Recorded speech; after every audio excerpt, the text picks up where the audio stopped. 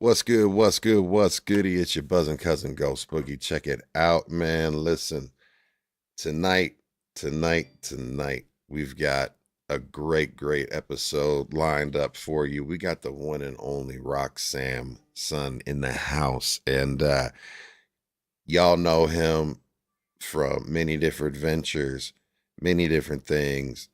Extremely gifted, talented individual. I can't wait to have this this show, and all we're gonna do is how we're gonna get into it. Man, we're gonna get into it like this. Rock, hit it. Shit ain't nothing to me, man. We smoking runts. Shorty got a BBL, took that shit out because she couldn't run. I had to do it to them snipe.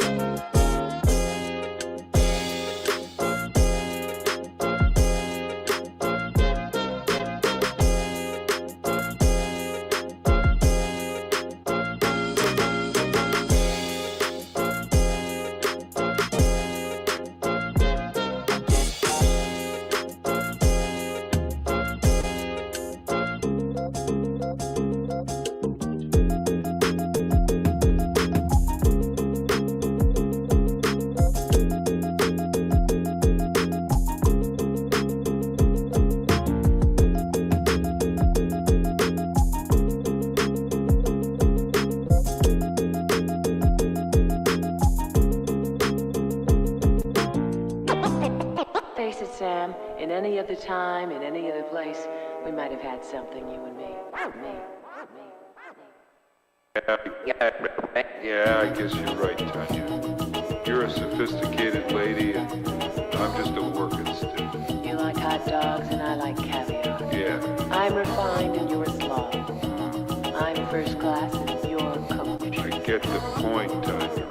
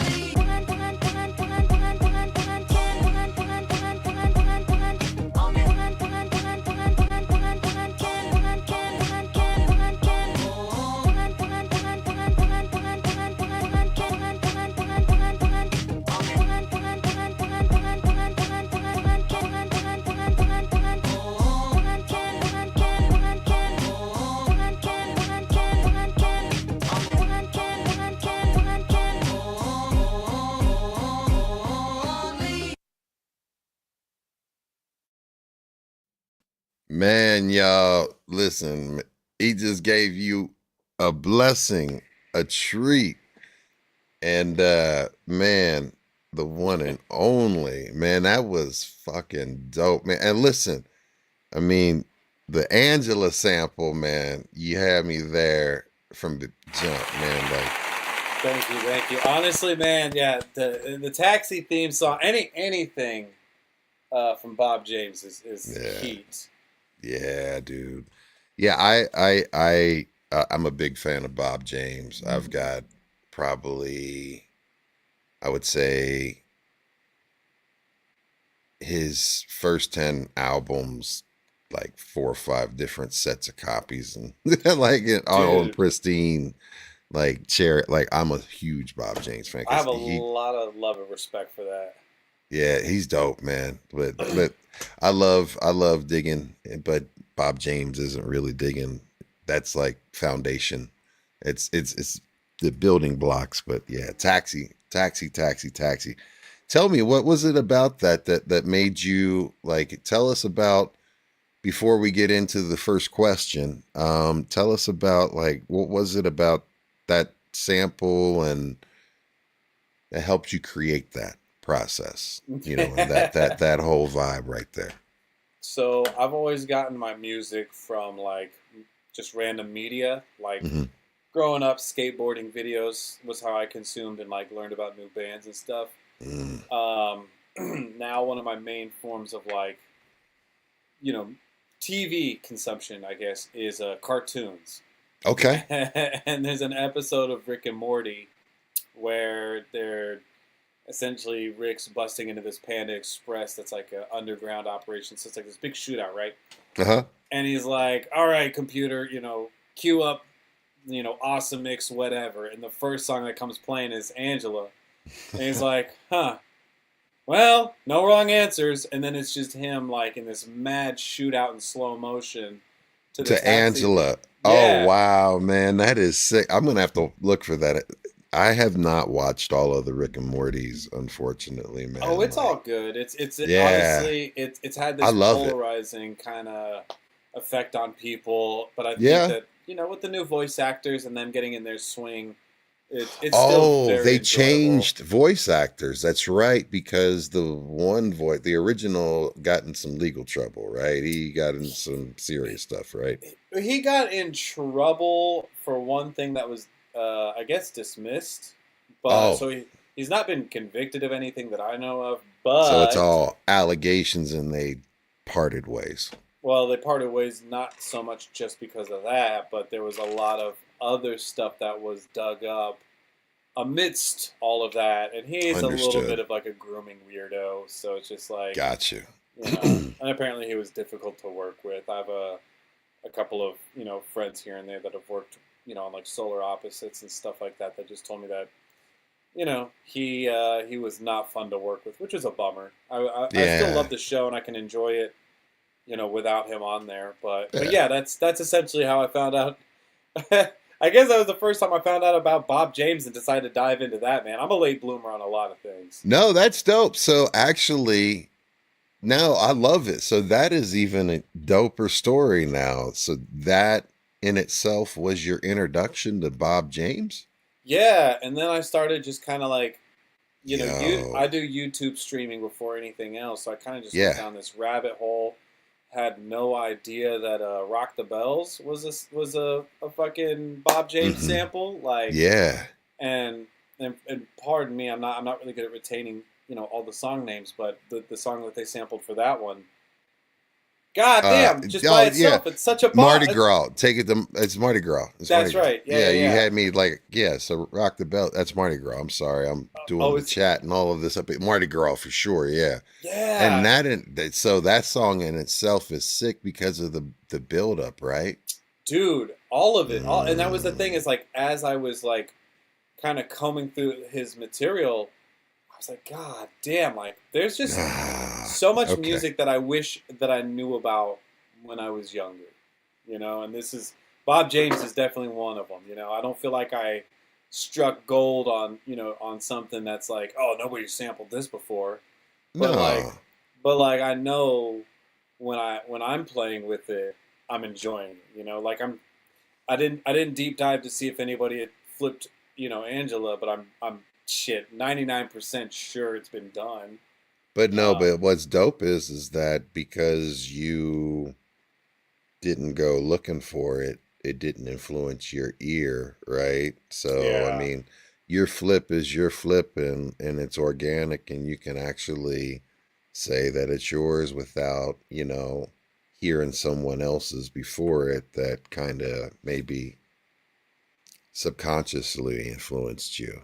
But I think Yeah. that's so dope that you that's how you found your way to Bob James. Now, have you made it through his catalog yet? I mean, have Oh you God, no. deep dived? Oh man, he's done so much stuff, man.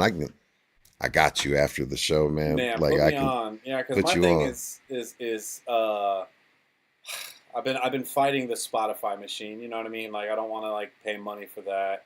There's Bluebeard. Oh, What's what goody, up, fool? How brother? you doing, man? Good to see you, doggy. He's working. Sad you're He's not putting here, that work dude. in. He's working right now, man. Yeah, you said he He- was working on something really cool. So you know, yeah, he's happy. yeah, man. He's I leave the crazy backstories for the You Might Know Us podcast or the Usual Suspect sesh, aka all of it. But yeah, he's on his way to work. He's working on a dope movie, or he's working, as security and stuff like that. He's part of the for a crew, movie. man. It's part of the He's crew. the crew, right? It takes Yeah. everybody to make that happen, not just Yeah, the people on I the was screen. looking for the right words, but words are difficult. I had a tire blow out on me today Yeah, you were at telling me you had like, an accident. Yeah. dude, yeah, man, we had a tire like was rushing home and was on the highway and had some debris kick across and shoot across, and I was able to dodge it with my front wheel, but it clipped my back wheel, and it was like an instant blowout, like boom, and like Did you have a spare, or are you in one of those whips that doesn't have a spare? oh, so I have a truck, so Oh, I had, okay, you're good. I had, but the thing is I was like in the middle of I got it all the way, but there wasn't a pullover enough to like, so I was kind of, Fuck. I was thinking like I'm gonna die, but I'm doing everything, I'm pulling everything down. Luckily, one of the, I guess the road crew that normally works the highway, like the safety highway, he blocked the lane for me. Oh, nice. And he was like, "Get that wheel down," and he was like, "I got a reel jack and an impact, and we'll get this thing on and that and get you out." Like, and I was like, "Thank you, man." I was like, "Boop boop," and he whipped it off. It was like we were out. Like, man, thank you. So you had your own NASCAR pit stop team, dog. we did, man. Like, it was all right, so but Yeah. I was just grateful that he put his vehicle up with the big hazards and stuff and was a blocker, because I almost got hit. Like I almost got like exploded. They weren't paying attention, and they were coming at me towards they were in the median, well, not in the median, like in the guardrail lane. Like they were like just riding the line halfway through it. On the phone, and I was like, I'm dying. Like there's nothing to do. This is it. All right, so what do you think your dying words would be? I know mine. Well, I've died twice, so you know what I mean. We'll say if I would have said that, like I said, this is it. So I would have went out on some Michael McDonald. This is it. It's so funny, man. There's one time I've been hit by a car before, but there's a different time where I was like pushing my shopping cart through the Ralph's parking lot, and somebody backed into me. Oh, I remember just being like, "Oh shit!" I was like, "Them's gonna be the last words, dude. I'm gonna get hit by something, and I know I'm just gonna spout something that's not prolific or profound right. at all." Yeah, there's not gonna be anything. Yeah, no, it's gonna be damn. This is something else. Like, God damn it! Right. Shit. My shoes. No, probably I'm gonna be cussing them out, like you mother. I'm gonna be going out. I'm gonna be going out like that. Like, yeah, I'm gonna be clapping at you. So, man, we start the show off with the first question, and the first question is always the same question, but it's always different for everyone, and it's my favorite question to ask, and it is, I want you to take me back. And when I ask you this question, I want you to think about the environment, the space, you know, like your mental headspace, you know, who is with you, if there's any, you know, put me in the room, if there's any scents in the air or anything like that, good, bad, ugly. I want to know, what is your first memory that you have associated with hip hop? Ooh, okay. Man. All right. So I guess like the earliest back, like I feel like there's two significant memories, and I remember when I was a little kid in like middle school, I'd listen to Hmm. the hip hop station. I'm originally from Texas, so Yep. I'd listen to the hip hop station out there. What part of Texas? It was Austin, correct? Yeah, I claim Austin because that's where I lived most of my life. But at Okay. this part, I was born and raised in San Antonio for like my younger years. Word. I had my aunt and uncle lived there for a little bit. Oh, Yeah. tight. Yeah, San Yeah. Antonio's sick. But I remember listening. Like I have to sleep with something on, and not just white noise. Like I need. Yeah. I've always had like really bad ADD, ADHD, whatever the hell. But Same team. you know what I'm, same team. But but I've always had to like listen to music to fall asleep, or like an audiobook or something. So, anyways, rewind Yes. to the '90s. I would hear like some Cypress. I would hear some Ice Cube. I remember one of the songs in particular, and it's funny because it's not really a remembered banger for anybody, but I loved Ice Cube's "Pushing Weight." Oh yeah, pushing I'm weight. pushing rhymes like weight, Yeah. Yeah, like yeah. that was like Yeah. my first CD, like hip hop CD. It was like a little single. It was that one with So is Ghetto Ice Cube. Vet. Yeah. Yeah. So that to Right me was on. like my first time I ever heard hip hop, and I was like, damn, this is good. How'd you And get a hold of it again? I just I think I went to Walmart and like convinced my mom to let me buy an Ice Cube CD, but at the time I didn't realize it wasn't a full length CD. It was just Yeah. A like a four single. track. Yeah, it was Yeah. the main song, the instrumental, and then a second song, Ghetto Vet, and Hmm. then the instrumental for that. Yeah. So got you. That's dope. Yeah. So, but the real like what made me get into wanting to make hip hop was like funny enough, not I don't know if I would consider it hip hop. Like it is, but it doesn't feel like it. There's an amalgamation of things, man. I used to skateboard. I tore my ACL, and I didn't know what I was gonna do after that. Got high and saw an iPod mixer at an Urban Outfitters. I was like, maybe I can do scratches with that, like, and just kind of dick around at these college parties. And my roommate at the time like encouraged me to get it. You can't scratch the iPods on there, so I was gonna take it back, and he convinced me to get a real turntable. Uh-huh. And I remember like I liked doing kick flips and 360 flips and all this shit. So to me, Yeah. like learning to scratch was kind of like that. Like I like doing tricks, like showing off and whatever. So I was like, you know, this is. But I wanted to do that before I listened to hip hop. Okay. Like really, really listen to it. And so like I remember, you know, I was making little like instrumentals and like scratches and stuff and showing it to friends. And at the time, I didn't listen to Wu-Tang, and I get clowned on so hard. But the hip hop that really got me into like my direction and like really was like super scratch like pronounced was like Beastie Boys with Mixmaster Mike, Mm-hmm. Kid Koala. I don't know. He's not like I don't feel like enough people know about him, but he's super weird. And Mixmaster Mike was like one of his big influences. Cut Chemist and Newmark, like Jurassic 5. Oh You yeah. know, the litmus test, man. Mm-hmm. The litmus test to me is one of the best examples of just like a perfect mix that has all like original sampling and production and all this, that, and the other, but it flows cohesive. It slows down. It picks up. I don't know. So to me, It Cut tells a Chemist, story. the litmus test is to me one of the most perfect DJ mixes ever created. Yeah. And Bad. so, anyways, it was just an Bad, amalgamation of these cats and these groups that had such an emphasis on scratching because I wanted to learn how to scratch that I gravitated towards those. and then like really fell in love with like hip hop as in a general sense, because like I wanted to scratch, but I also wanted to learn to make beats at the same time, so I could take credit for everything somebody was listening to. So if they heard scratches and they liked the beat more, I'd still get the props. So, but it was just like this, like, just weird, like college stoner dorm room kind of thing, and Yeah. kind of just fucking off turned into like an actual passion.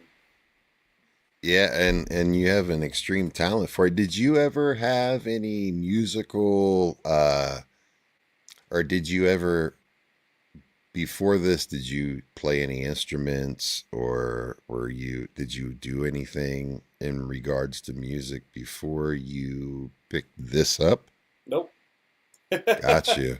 You No. just were you a big lover of music? I mean, were you like, what was the music that you listened to the most, or like what was your favorite band growing up before you discovered hip hop?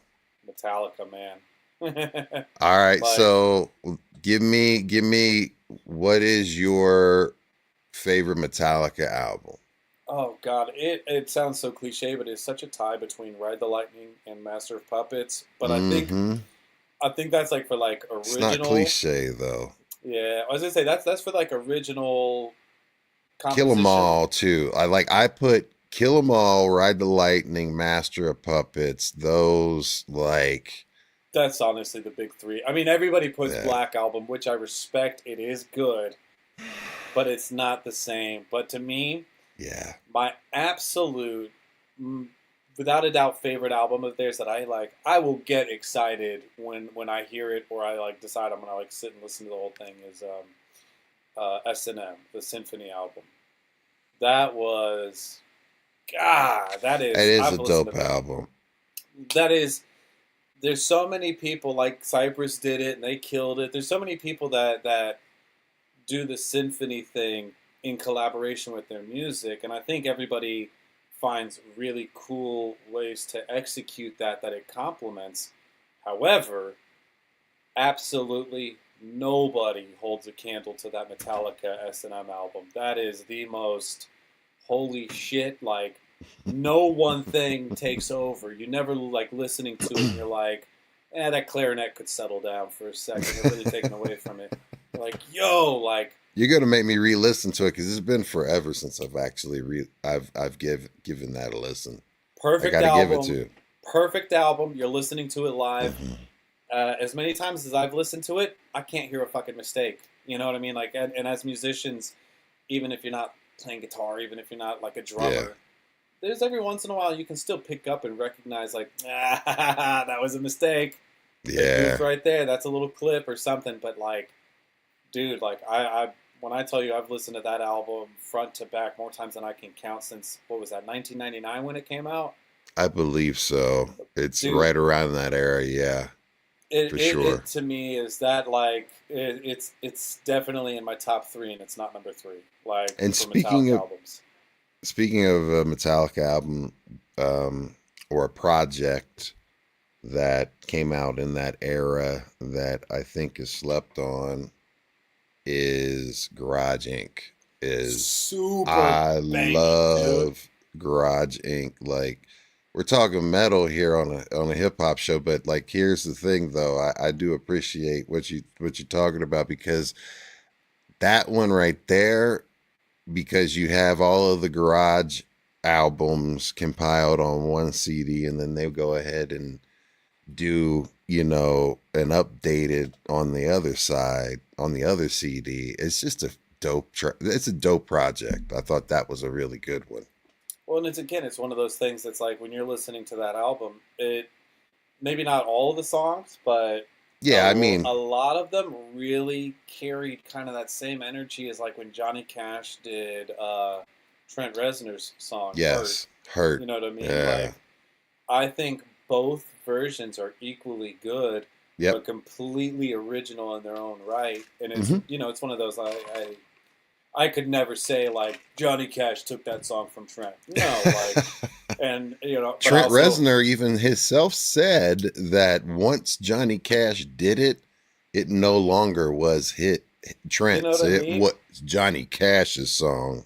But at the same time, though, like that's him being Yeah. like a really cool, humble guy. But like Yeah. even still, the original Yeah. Trent Reznor song is just as fucking good, and that's kind of how I Yeah. felt about like Turn the Page, man. Yeah. Turn the Page was dope. Blitzkrieg, Mhm. even Stone Cold Crazy. You know what I mean? Like, Yeah. who the fuck thought there would be Do a like Queen cover like that. and a Yeah. Metallica song, and both exist as their own individual thing, but like are Yeah. both really good. You know what I mean? Like Absolutely. that album is another one that I was like, dude, like. I remember being a little kid, you know, when I got into Metallica, and so I just bought every CD, every allowance, you know, did the same Yeah. thing with AC/DC and stuff like that. But it was just like I remember when I got Garage Inc. and then I saw it was like a couple of familiar songs. I was like, "Is this fucking covers?" Like being like pissed when I opened it, but then like jamming it and just being like, You're like, oh, wow, this is great. Yeah. Yeah. I got you. Yeah, because I mean, yeah, you got into it. Yeah. So, what was it that made you like want to go after Ice Cube in regards to pick that out then? That was the first, you know, I always think about things, it's kind of like learning a different language. And it was one of those, Yes. like, you know, like I collect sneakers now, but I remember like Mhm. grabbing a pair of like, no disrespect to anybody that likes it, but like just a shitty pair of like Supras and thinking that like I was the shit, but now I collect Jordans and stuff and my sneaker knowledge is more expanded and whatever, right? To me, Ice Cube's fucking Pushing Weight Mhm. was the first time I learned to articulate that I liked hip hop and could recognize a specific artist. Because like, you know, you're listening to like the little midnight radio show on the hip hop station or whatever. You're getting Mhm. a mix of things. You're getting Ice Cube. You're getting Usher. You're getting like some R&B in the mix and stuff too. They kind of just sandwich it all together. You know, it's not Yeah. like, you know, at least in the '90s, it wasn't like. You know, still like all a pretty new art form. So it wasn't like you had your metal station, your country station, your classic rock station, all of your like hip hop and R&B and anything like considered like urban all kind of fell under one umbrella. So you're getting all these different noises, all of which were really good. But goddamn, that Pushing Weight song was the one that like, you know, I remember I would hear that and I was like, yo, I'm fucking, oh, I want to go run circles and shit. Like, I want to go get in a fight with one of the neighbor kids. You know what I mean? Like, I remember that was the Yeah. song I was like, I wanted to learn the lyrics to and stuff. So, and it was like one of my first little CDs and stuff. So to me, that was the first time I learned that I like liked hip hop, you know, and it wasn't just something Yeah. that was like easy to like listen to for my brain to like calm down and fall asleep. No, that's dope, and that's the reason why I normally always have America's Most Wanted above my head, because Ice Cube,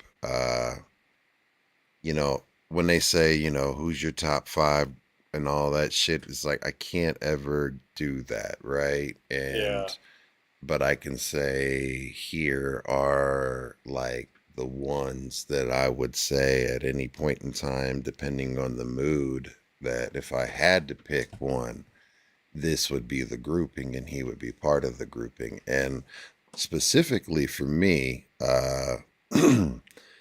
you know, even going back to with NWA and the Posse and his introduction, because I mean, I love hip hop. I like to say I'm a hip hop historian, but I definitely, you know, when it comes to hip hop history, like I really, really, really go deep with the, you know, West Coast hip hop. Just the funk sound and that being from Ohio originally, and so Ice Cube for sure was one of the ones that cut through early on for me and was like, man, just by his pen, how raw he was, his delivery, and he's just a very talented individual. He's a dream interview, you know, to be able to get it. We're manifesting Ice Cube on B-Boys Underground. Bro, But you've had some hitters in here, man. But like obviously, most recently you had Beyond. you are a hitter too, because I mean, like you are like I'm so like happy to be sitting here. So don't. Yeah, you're part of it too. Thank you. I So, appreciate that. because I mean, you started off the show. You're the very first person to perform live on the show, right? Hey, let's go, man. I mean, like to be able to do that, and we want to really get into that. So you had mentioned, like, I used to skateboard too when I was younger, but you know, it was more kicking around shit and using it as a means, and you know, I could do ollies and stuff like that, but I didn't go ham. I just went down like big hills and bombed hills, you know, and caught a rock and then landed crazy, you know. Get caught, yeah. But yeah, I have to ask you, what was your first skateboard? First skateboard. First was pro deck. Okay, so the very first, like, we'll call it pro deck that I was ever given was a Beat to Shit Foundation skateboard. Okay. But then my first, like, bought it brand new pro deck. What was it? Hold on. I want to say it wasn't Zero, but I remember being a big Zero fan. I think it might have been a Zero board, honestly, because I remember I Okay. chopped like local decks, you know, save money and stuff like that. But I Yeah. want to say Zero because I was a big Jamie Thomas, Chris Cole, Okay. Adrian Lopez. Like, man, yeah, Zero guys fucking kill. Hell yeah. Dope. Dope, dope, dope. What Now, was yours? my first, well, so we, I actually, my very first skateboard, believe it or not, was like my dad's first skateboard. So, like, I had, Was it one of those like? it was a very small steel wheel, like joint wood, like plank, right? And like I would be riding that thing, and you catch you just die on them, right? But I didn't give a shit because I was on that, and then they got me a Nash, Hell yeah. right? Good old So Nash. I went through like two Nashes.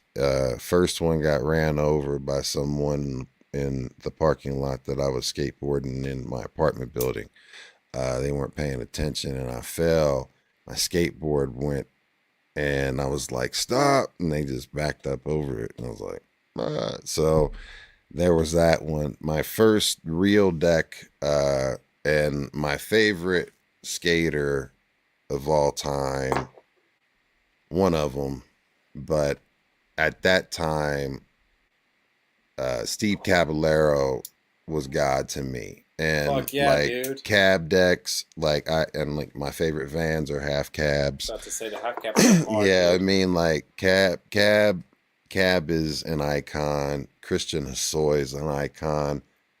And I mean, you even got to do work on this Tony Hawk project, the 3 and 4 one, correct? Which what? Did you get credits, or did my research steer me wrong? Do you have credits on a Tony Hawk the soundtrack for the game? If I did, I don't know about it. But now I'm curious. All right. What? What- You'll have to tell me what's going on. 'Cause I'll who figure. knows? I'll go find my research notes and everything like that and share that with you. Yeah, let me know because it's so funny, dude. Like, It's like you showed up with a Tony Hawk 3-4 on Tony Hawk 3 and 4.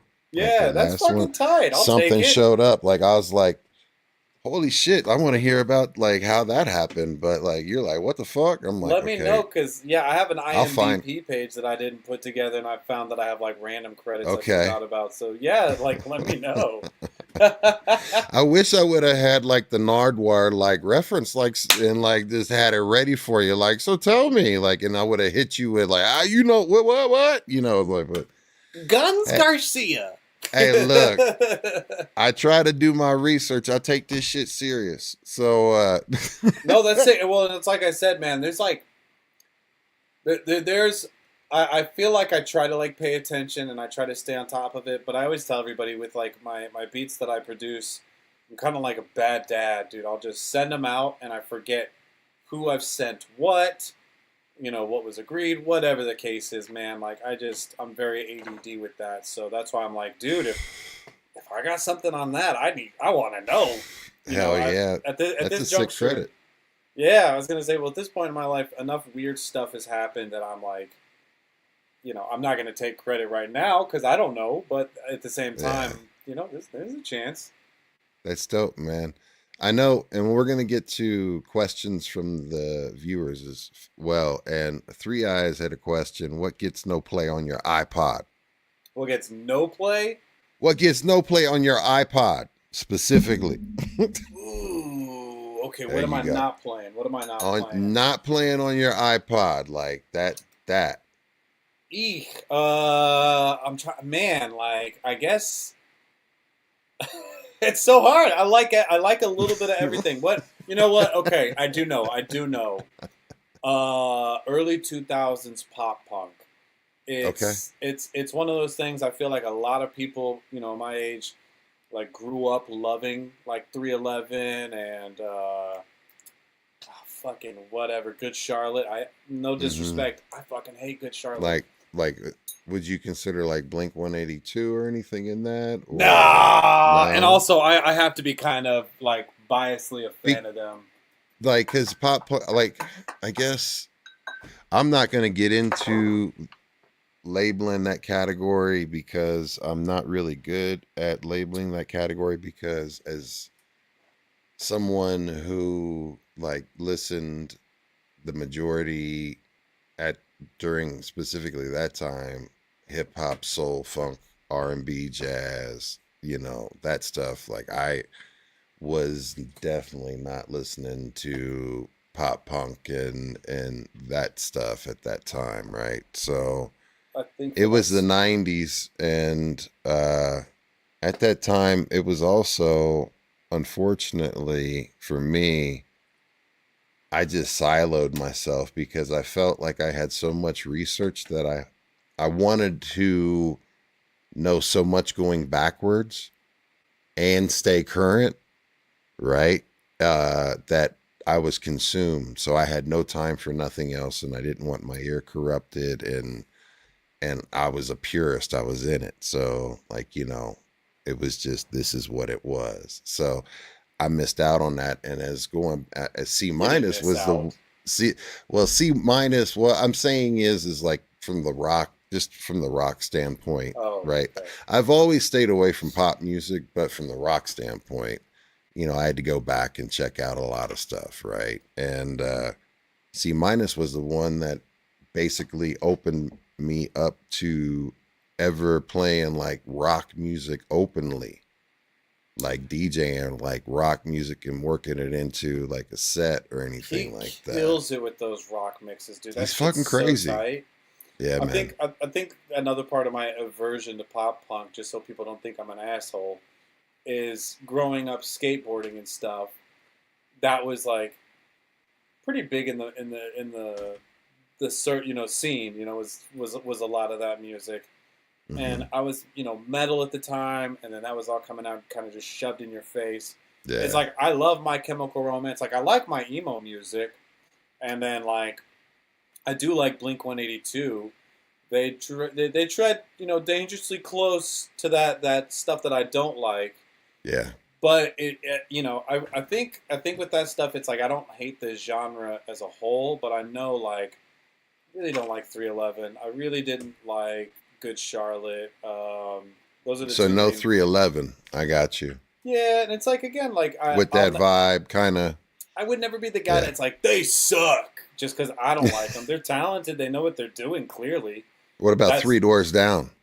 Oh, dude, I actually stayed in the compound where they recorded that in Chicago for a week. No kidding. Yeah, never listened to that album all the way through, unfortunately, and R.I.P. The lead singer. But yeah, R.I.P. the lead singer. But Superman is a banger of a track. That gets people up in certain crowds. They get up on that one. They get rowdy. Great 90s track, dude. Great 90s song. You know what I'm saying? Like, yeah, it was definitely a big rock like song of that time and era, yes, absolutely. I kind of slide that into the same demographic as like, oh It's my god, nostalgic, I Incubus guess. and stuff like that. Yeah. Like the '90s when like grunge was like very prominent, but like grunge adjacent was where it was really at. Hmm. You know, for like the commercial stuff. That's kind of where I have like Three Doors Down, Incubus, kind of like grungier but still cleaned up, kind of like rock, alt rock. So when I think about like you growing up in Austin and everything, is how did that shape your, I guess, was it the majority of that shaped your ear and like where you went? So once you discovered hip hop, right? And you got into Ice Cube, and what was it like that you went into next? Because like I want to know how essentially, from buying that Ice Cube CD to when you blew out your knee skateboarding and you're like, I got to do this, to when you started wanting to DJ and scratch and cut and then start picking up an MPC and start doing finger drumming and performing and making your own music. Take me on that path, but like musically, where did you go? Like, who was it that really grabbed your attention when it came to the music? Because like you mentioned, you went off on just off of Angela. You heard it caught your ear on a cartoon and you were like, oh, and you went down that rabbit hole, right? So Yeah. when you went down the hip hop rabbit hole, what were you undigging, and what was it that you were really like just fucking going wild in? So I guess the story, I put a lot of this on my old college roommate Tyler. He was the one that kind of like showed me how to like essentially make beats and like chop stuff up, and he was the one who put me on Cut Chem. He put me on the Solid Steel podcast, and I want to say that was like 2006, Mm-hmm. 2005, 2006. And he put me on the Solid Steel podcast, which was an hour long, and they would do 30-minute set from one guy, 30-minute from another, and I don't think that the guys would come in and do their own set. It was all like pre-gathered. So, but the episode that he showed me was Cut Chemist versus Kid Koala. Mm. Fucking Hey, awesome. Man. crazy. That was just, and that was like the first thing that I heard where I was like, I don't know what is sampled and what he produced. I don't understand how these scratches work. I don't understand any of this, but I want to. Okay. And so that was really the first like bug that bit me was that specific mix. And then said person Tyler, he ended up his artist handle was Calculus Rockefeller. He's a bit nerdy. Okay. But that's also fun fact. I've had a couple of different aliases, but they've all had rock in them. Uh-huh. And he doesn't know this because I didn't like hit him up and be like, hey man, just so you know. But I've been just kind of like, quietly paying homage to the guy that got me into it the whole time. That's dope. Because rock in the name. I'm glad you said that, because I don't always like to ask the stereotypical questions like, so tell me about, you got your name and how, you know what I mean? I love talking about that. Like, okay, but that's cool. I really know that, and because that is true though. That's dope that you worked in, that you are paying homage to the person that that got you into it. Yeah, so that's fucking dope. Up until that point, I just listened to everything under the sun. Like at that time, I was like a big Mars Volta fan. Okay. I grew up on my metal and stuff, and I listened to a little hip hop here and there. But early 2000s, a lot of what was really accessible, pre insane internet that we have now. Like I remember when YouTube first came out. I do too. That kind of shit, and so. like the easily accessible hip hop was all of the radio hits like Lil Jon and and stuff like that. That was like very electronic heavy. Mhm. You can get some 808 Jay-Z and driven stuff. that, yeah. 808 and synthesize like Fruity Loops beats. No Hmm. disrespect to anybody. Fruity Loops got the best 808s, but it was Tyler who put me on like the like Jedi Mind Tricks, fucking Jurassic Mm. 5, Amon Tobin, who's not necessarily hip hop, but was on Ninja Tune with a bunch of other crazy people like Bus Driver and Kid Koala and all this stuff. And then shortly thereafter, it's like Toonami always used, music from Ninja Tune. And then Adult Swim used a bunch of Jay Dilla or Boards of Canada. So it's just, for me, my journey into hip hop was very instrumental focused. The lyrics and the rappers and stuff like that came later. Funny enough, after I got kind of bullied and shamed for not knowing my history and not knowing who's who and some of the Gotcha. people that paved the way. But I was really Dan the Automator. Like when I found a producer, that was what I went in on. I love rappers. I love all of this, but really the heart of it all for me has always been the producers. Yeah, and that was what one of the questions that I wanted to ask you specifically was, what was basically the first DJ or producer that you watched like that's a fucking superpower, Kid you Koala. know, the Kid Koala, yeah, Kid Koala, and yeah, specifically, it was the song called "Drunk Trumpet." Drunk Uh, Trumpet. Drunk Trumpet. Y'all look that up. It is not a banger. it is. It is a dude with two vinyl turntables. One is playing a jazz record. No crazy chops or anything. He's just playing the jazz record as I is. know this. I know this. I know this one. Yeah, and then on the other record, he's got a trumpet sample, but it's like a custom pressed vinyl with an extended note being held.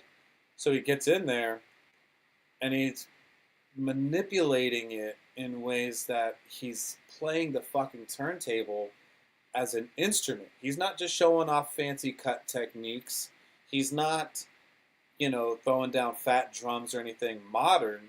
He's playing a jazz song with another jazz record, but treating the record like a fucking trumpet. And it's like he keeps the scratches in there because that's part of the art, So you hear the Yes. pullback, you hear the rewind, and all this, but then at the same time, he's actively hitting notes by speeding up and slowing it down, and then he's also, um, he does like this purr technique that I like. I watched him and I learned how to do where, your fingers got to be moist, but you essentially push two different directions on the vinyl, and it keeps the one hand, your left hand, keeps the record moving at a steady pace, while the other hand skips on it and creates a kind of purr. So it's like this dude was making like trumpets purr and shit like that. And I remember just like watching that and just being like, wow, I have never seen that before in my fucking life. And kind of to this day, still don't feel like I have. I've seen like some people do some stuff like that, like Kipski and stuff like that, but never in my life have I seen somebody else take like an To that extended note. level. Yeah, dude, and it wasn't hip hop anymore. It was a jazz song. I will tell you the first time I ever witnessed that live was when I had seen Swamp live, Oh, and it DJ was Swamp. when he did the guitar solo with his, yeah, and I've got that his Swamp, his one. It's the one with the green labels on it. It has a whole side of Oh my god, guitar that's the one with notes. the heavy guitar notes. You're so right. Right, I and forgot about that. he would needle drop, and he was doing solos and I scratching by forgot about needle that. dropping on that, and then cutting. And I, at that point, I was just like, You know, I mean, Dibs was the first person because I was a DJ, but like I was a mixtape DJ and I'm a blender and stuff like that. And like, you know, baby scratch. I was not and still have never been a turntablist and a cutter, but song selection and blending and mashups, yes, I will fuck with anybody on that one. But I absolutely remember the first time like I ever saw somebody myself be like, God damn, man, was Dibs. Was tight. fucking Dibs. I was just like, I was like, fuck. Like, you know what I mean? Like, all respects to the one and only crazy, infamous Mr. Motherfucking Dibs, who just released a new album or new tape. Make sure that you check him out, stream him, show him some love and support. He's out there with Atmosphere. Oh, so sick. That's right another now. one that was back in the early day. Yeah. That was, I was going to say, yeah, Atmosphere, you know, Slug is up there with one of the first rappers, like, when I started making beats and stuff, that I was just like, I think my first Atmosphere song that I heard was Smart Went Crazy. Yeah. And I was like, fuck. Yeah. So, I mean, that's so dope, like, that you got into that. And I have to ask you, what was your first mixer? Well, the first mixer was technically that shitty Ion iPod mixer. Okay. Yeah. What's really funny about that was I had a real turntable, which again I got some belt-driven Newmark thing. You know, everything. Was it a Newmark or was it a Gemini? It was a Newmark. It was the belt-driven Newmark. So that was like the T1000 or 100. No, It was the T's T something because it was designed to do the USB plug so that you could transcribe your records. Oh shit! Okay, now I know what you're talking about. I know. Ooh, wow. Belt driven and cheap as shit. But it was funny because it was that, and then I went to my local record store and they set me up with some dirt style because I was like, I want to do scratches. God bless this man. He was like, all right, here's a couple of dirt style records. This is great for scratch tones, like Scratch Seal and Limited Dirt Style. Those were my first two. And then he was like, now here's the records that you want to play the beats on while you scratch. And he gave me Jay Dilla's The Shining instrumental. Double. Damn, he hooked you up. He blessed me with real knowledge because he did. You know, like the Shining instrumentals was my introduction to Jay Dilla. He gave me that one, and then I forget the name of the vinyl, but it was Peanut Butter Wolf. It's the one with the nasty bathroom for that album cover. Oh God, I don't. Surgeries, anesthesias killed my memory. Something okay, fierce, man. bro. I know exactly. It's you over get there. it. There's so much. There's so much going on. The fact that I'm pulling names is amazing for me. All right, so but hell yeah. But yeah, so I remember that was like, you know, those are some of my first like vinyls that I learned to cut with. But then yeah, that shitty ass Ion fucking iPod mixer DJ thing. The crossfader didn't do immediate chops. It only did gradual fades. So I learned how to scratch with the volume because for whatever reason that just like it wouldn't mute it if I shoved the fader all the way to the top. It wouldn't mute the other record, so I could go a little bit more crazy. And because of that, most people scratch like regular, where their fingers push down to trigger the sound, you know? Yeah. For me, I had to scratch hamster for my whole life because I learned how to push with my thumb to activate the noise, which has also found its way into my MPC work because, again, I think I'm one of the only people I see doing this. My right thumb keeps my hi-hat going. Most people will use their 4 digits to trigger their hi-hats and their samples and stuff like that. But for me, my right thumb, with all the scratching and stuff and having to use my thumb to push out to activate the noise, this has become so rhythmically just locked in. And I find that it gives me an advantage with my right hand because I can trigger samples, hit a kick and a snare and a hi-hat all with one hand and do like trap beats that way. Or, you know, if I got both hands, I can still do like activating the hi-hat here.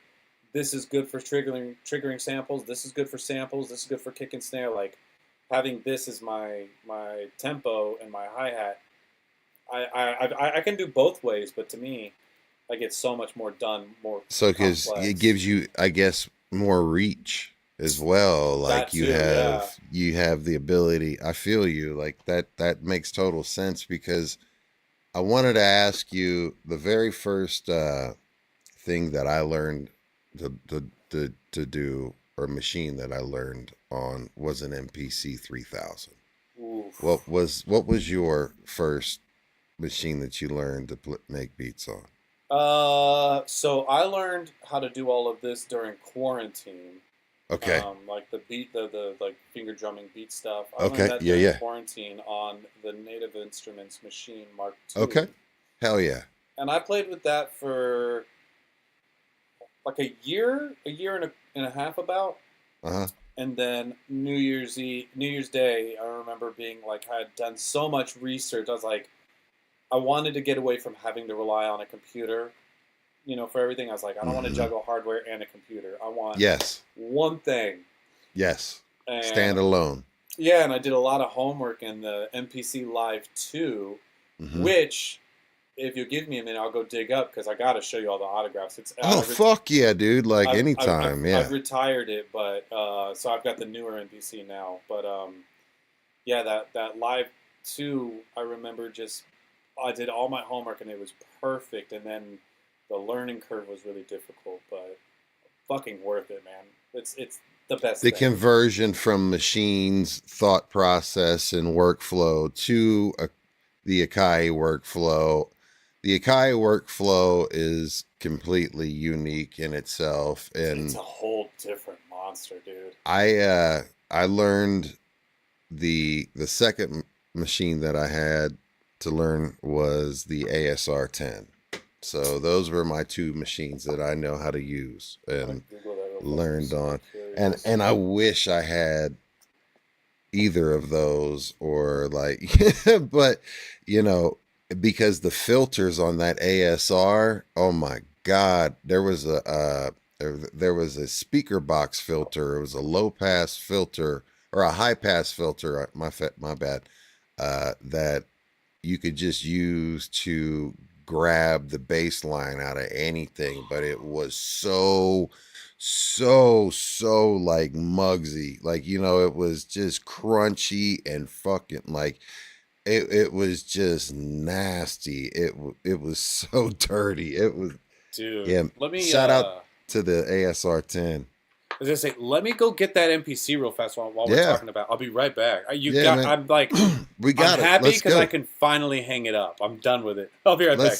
Let's go. All right. So while he's doing that, what we're going to do is let you know that we do this every single Wednesday. We do B-Boys Underground, and we have an episode tomorrow. It's going to be a special episode. We've got the one and only, let me just verify in my calendar because I've got so many dates and artists going on right now. Which is such an amazing thing. We have Showcase. Showcase has been on the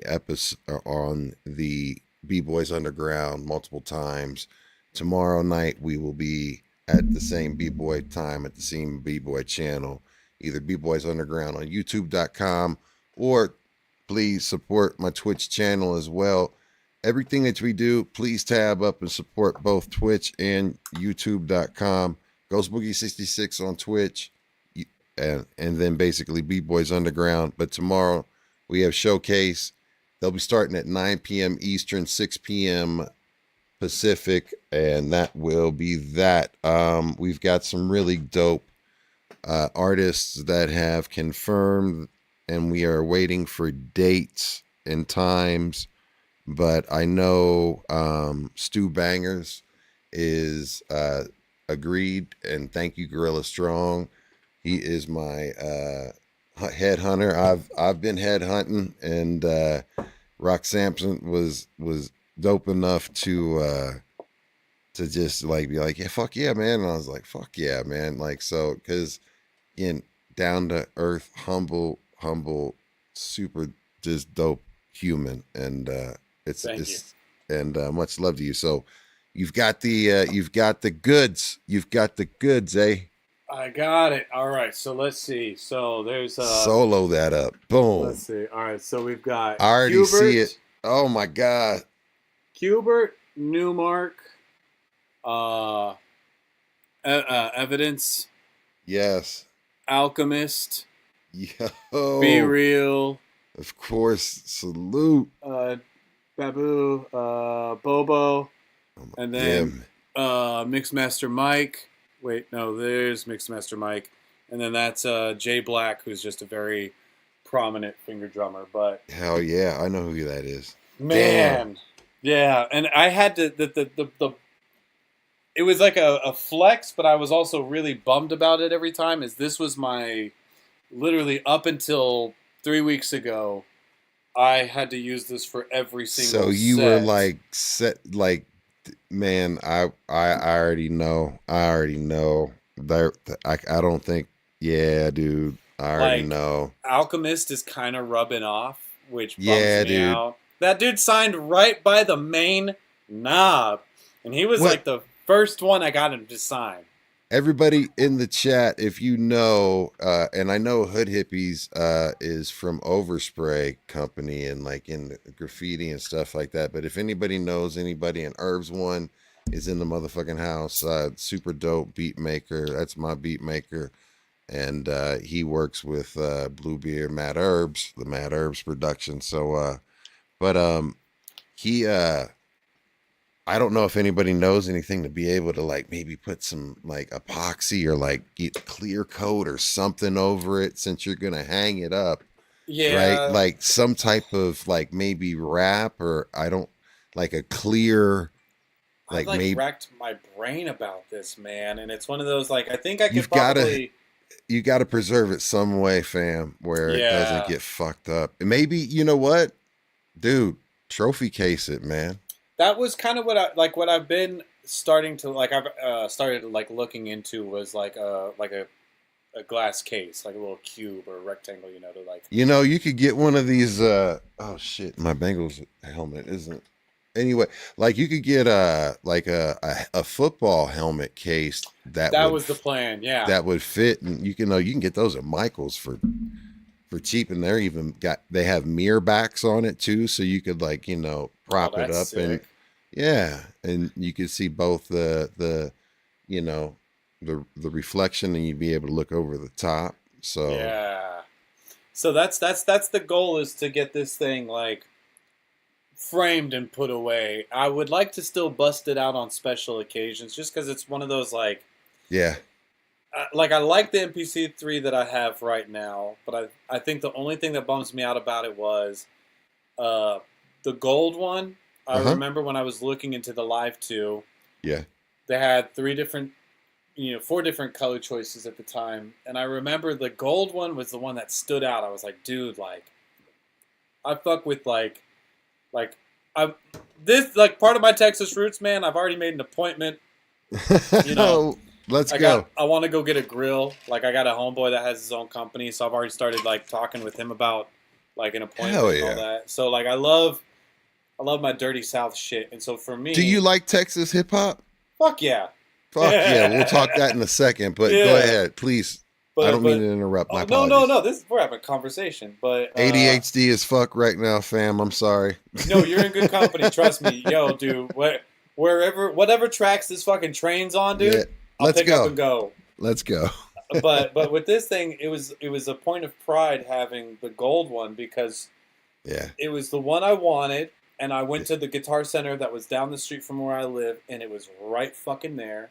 New Yeah. Year's Day, I'd say, I had cash ready to go. Like I had there's not too many things that I put this much energy and effort into, but I remember when I was looking into this, I did a ton of homework, watched all these fucking YouTube videos of these people breaking down all these different beat machines, and I kept coming back to this one, wanted the gold, got the gold, and then anytime I would pull up somewhere with it, before I got all the autographs on it, the fact that it was gold stood out already.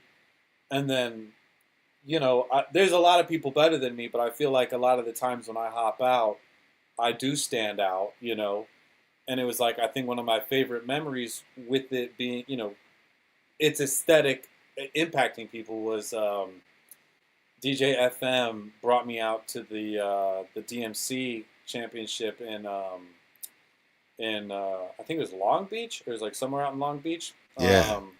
And salute to DJ FM. He's been on here as well, and like one that of dude's the a fucking coolest fucking dudes. Dude, that was and it was one of my favorite interviews, man. He's just like it was just a very like his energy is just so great.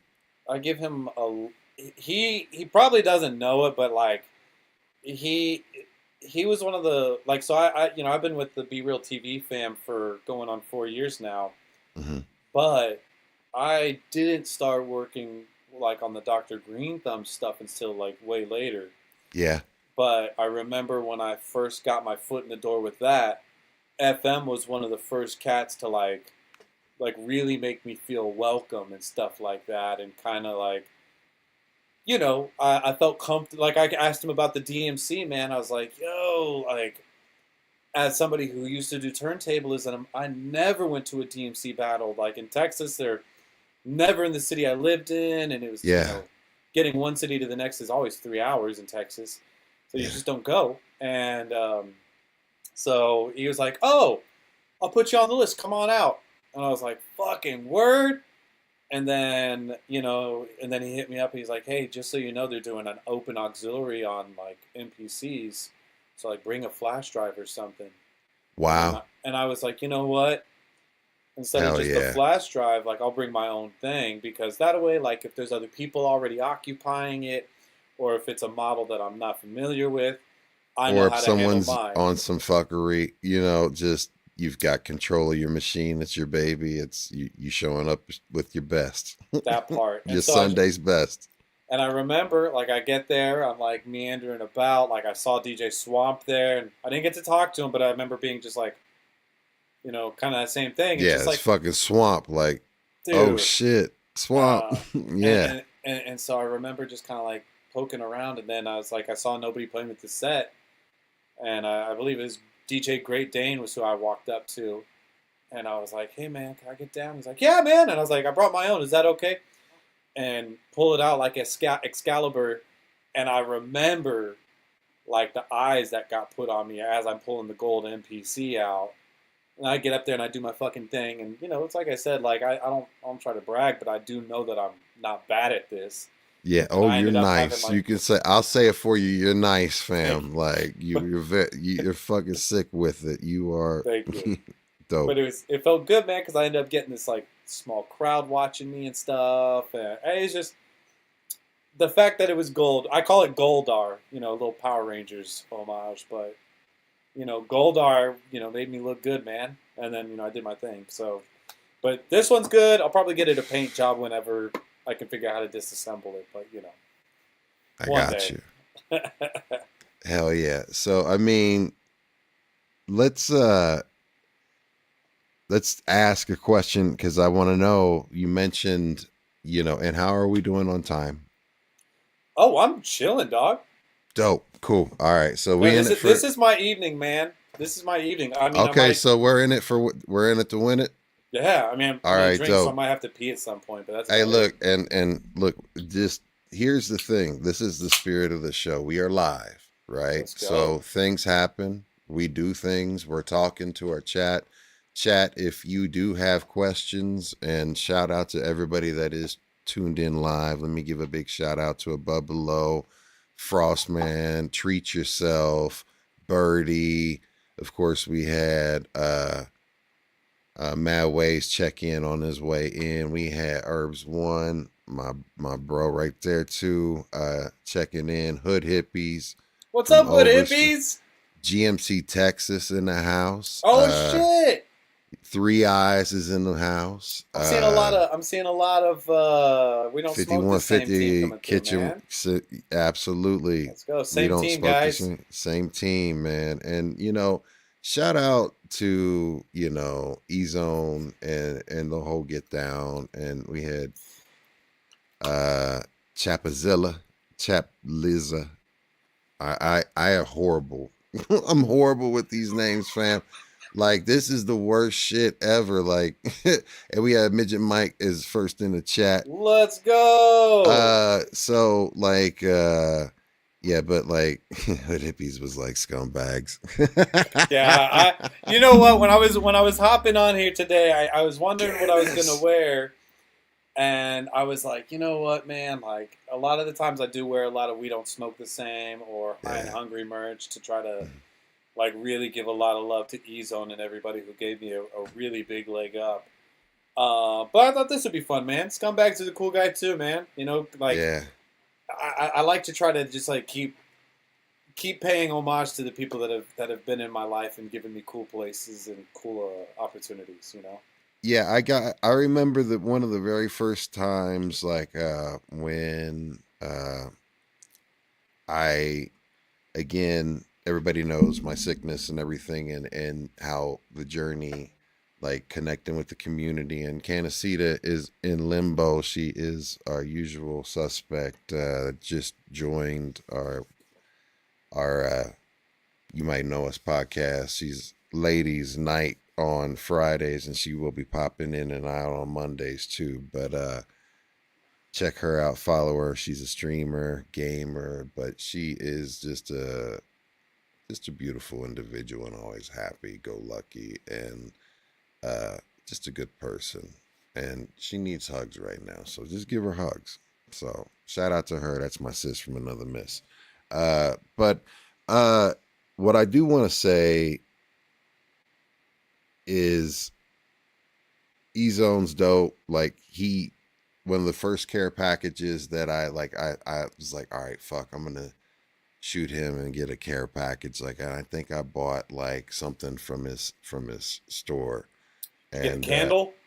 I think it was a candle, if I'm not mistaken. And then he hooked me up with a bunch of stuff, right? And like stickers and a shirt and hat and all types of shit. And like and it was like dope. And like I was like, it just he's someone that I do absolutely support and rock with the entire family, because throughout the process, again, that community was a big part of the reason why I give it all to the man upstairs and a lot to my wife and kids, and but the community in itself, that's been around me, and it's been the Cypress Hill 5150 Kitchen Sink Crew family. And so I wanted to ask you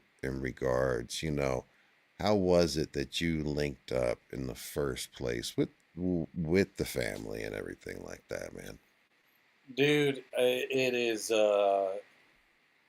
it's a very humbling thing for me, because it's like my friend Tommy, man, A Plus Products, Thread Quarters USA, like find him on IG, man. If you go on my Instagram, 9 times out of 10, like if I'm wearing something of his, I always tag him. That man, I talk him up every chance I get. He is the definition of a very good homie, man. It was I was essentially, when I first like started doing the finger drumming stuff, right before I got the MPC, is like fresh out of quarantine.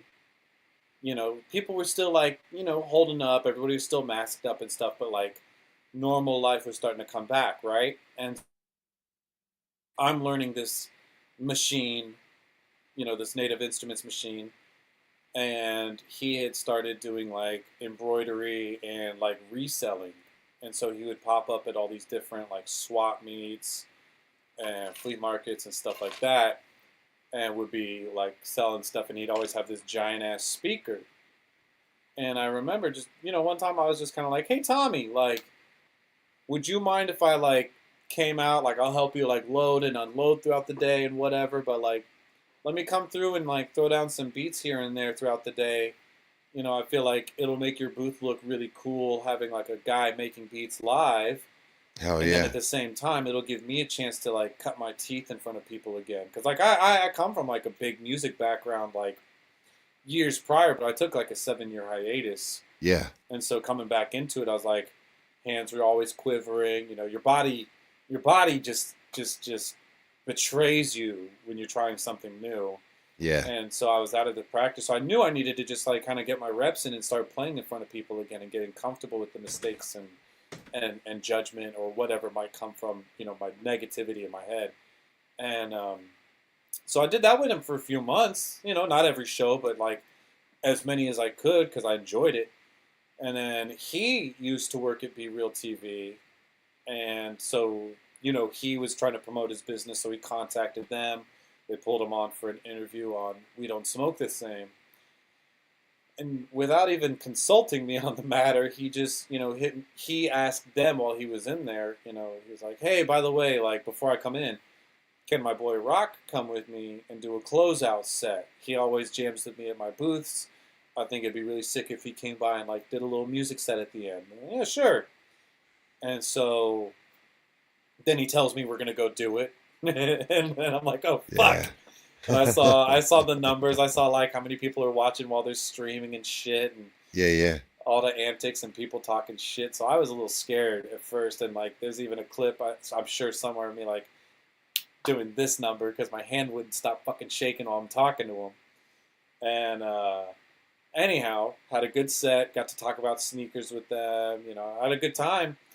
And then at the end of it, you know, part of my like Southern bringing up and stuff like that is like, you know, hospitality, thank you, manners. You send thank you letters, you do all this jazz. So, Yeah. you know, we finish, and you know, I said thanks again, blah blah blah. They're all giving me props, stepping me up. The next day, I text them. I go, hey man, I had a lot of fun. When's the next one? You know, I didn't ask. Like, I think the biggest thing, and this is something that like I hope inspires other people, is I didn't wait to be called back. I got my foot in the door, and my mentality was, all right, don't take, you know, if they don't want you to come back, they'll tell you don't come back. Yeah. But they're also not going to think about you the next day. They're not going to think about how cool you were. You got to make yourself available. So I just was just like, instead of saying like, hey, you know, let me know, you know, if you want me to come back. You know, my verbiage was more like, hey, when's the next one? And they're like, oh, next Saturday. And I was like, cool. Y'all are cool for me to come back again? Like, would you be into that? Yeah, fuck it. Came back the next weekend, did the same thing. And then at the end of that one, I remember just being like, okay, same time next week, right? Yeah, sure. And that was how, and I, even when I got the, you know, started working with, you know, Be Real and Psycho Less and C Minus and them on the Dr. Greenthumb Mix Show, it was kind of the same thing. I got, you know, I had already been there for a couple of years. Dominic, who is like the main producer of all the podcasts and engineering and all that stuff. Yeah. He's a cool guy. He likes me a lot. He saw what I was doing, and he was like, hey, do you want to come jam? I did the one jam, and then, again, same thing. I was like, cool. You want me to come back next Friday? Sure enough. And so just, you know, I guess my thing is like, don't ask somebody, don't put yourself in a position where somebody has to make a decision if they want you to come or not. Yeah. You know, and that they got to invite you. You just got to understand that people don't see your worth right away, but it doesn't mean that they don't want you there. Yeah. You just have to just be like, yo, we're doing this again, right? So that was kind of like how I got into it. And I'm a broken record with it, and I won't ever stop, but I always give Tommy nothing but props and credit for putting me on, dude, because there's just, I like to connect people, you know what I mean? Like, my thing is, like, I'm super tied into the comedy world. I'm really tied in with, like, a couple of, like, you know, like, I'm not, like, a star fucker or anything like that, but just, like, my you know, ex-partner of 9 years, her roommate is the guy who plays Jake from State Farm, and that was one of the first people I met. No kidding. Yeah. But I met him before he got that gig. Yeah. He knew a bunch of people, so through him I met a bunch of people. So you said comedy world, like stand-up comedy, or yeah? Like, so I am a like I grew up. Give you a little short. My mother is super hardcore. Like grew up She loved stand-up comedy. I grew up with Richard Pryor records, all the Cheech and Chong records, all of the Hell George yeah. Carlin records, Bill Cosby records. I was gonna say, for like the most part, you grew up with the Steve grimier Martin. stuff. Yeah, but like, I went to the drive-in with, my mom wanted to watch, Live at the Sunset Strip when it came out. We went to the drive-in. Superman played as the first movie, and when the second movie came on, the adult movie came on, you were supposed to STFU and lay down and go to sleep. Go to sleep. And of course, as a kid, you're just sitting back there and I'm sitting there peeking through and Doing one seeing of these. right. But and it's not like I can't hear it, right? You know what I mean? And it depended on if we were, because my dad would always have cool vehicles back then. He had a Vita bus, and he also had Ooh. this Cadillac, and then of course he had a Z28. But I the drive-in movies, ones, we were always in one of those other ones. But I man, that shit, stand-up comedy to me is one of the things that even when my wife and I, Mama Boogie, get a chance to go out on date nights, we either go to concerts or stand-up comedy. So we've Dude. seen a lot of iconic stand-up comedians, but I love, we watch stand-up comedy. I watched the stand-up special last night. I watched the new Mike Epps on Netflix. Oh, sick. Dope ass. I love Mike Epps, man. Yeah. But so stand-up comedians, and tell me who have you had a chance to interface with in stand-up comedy?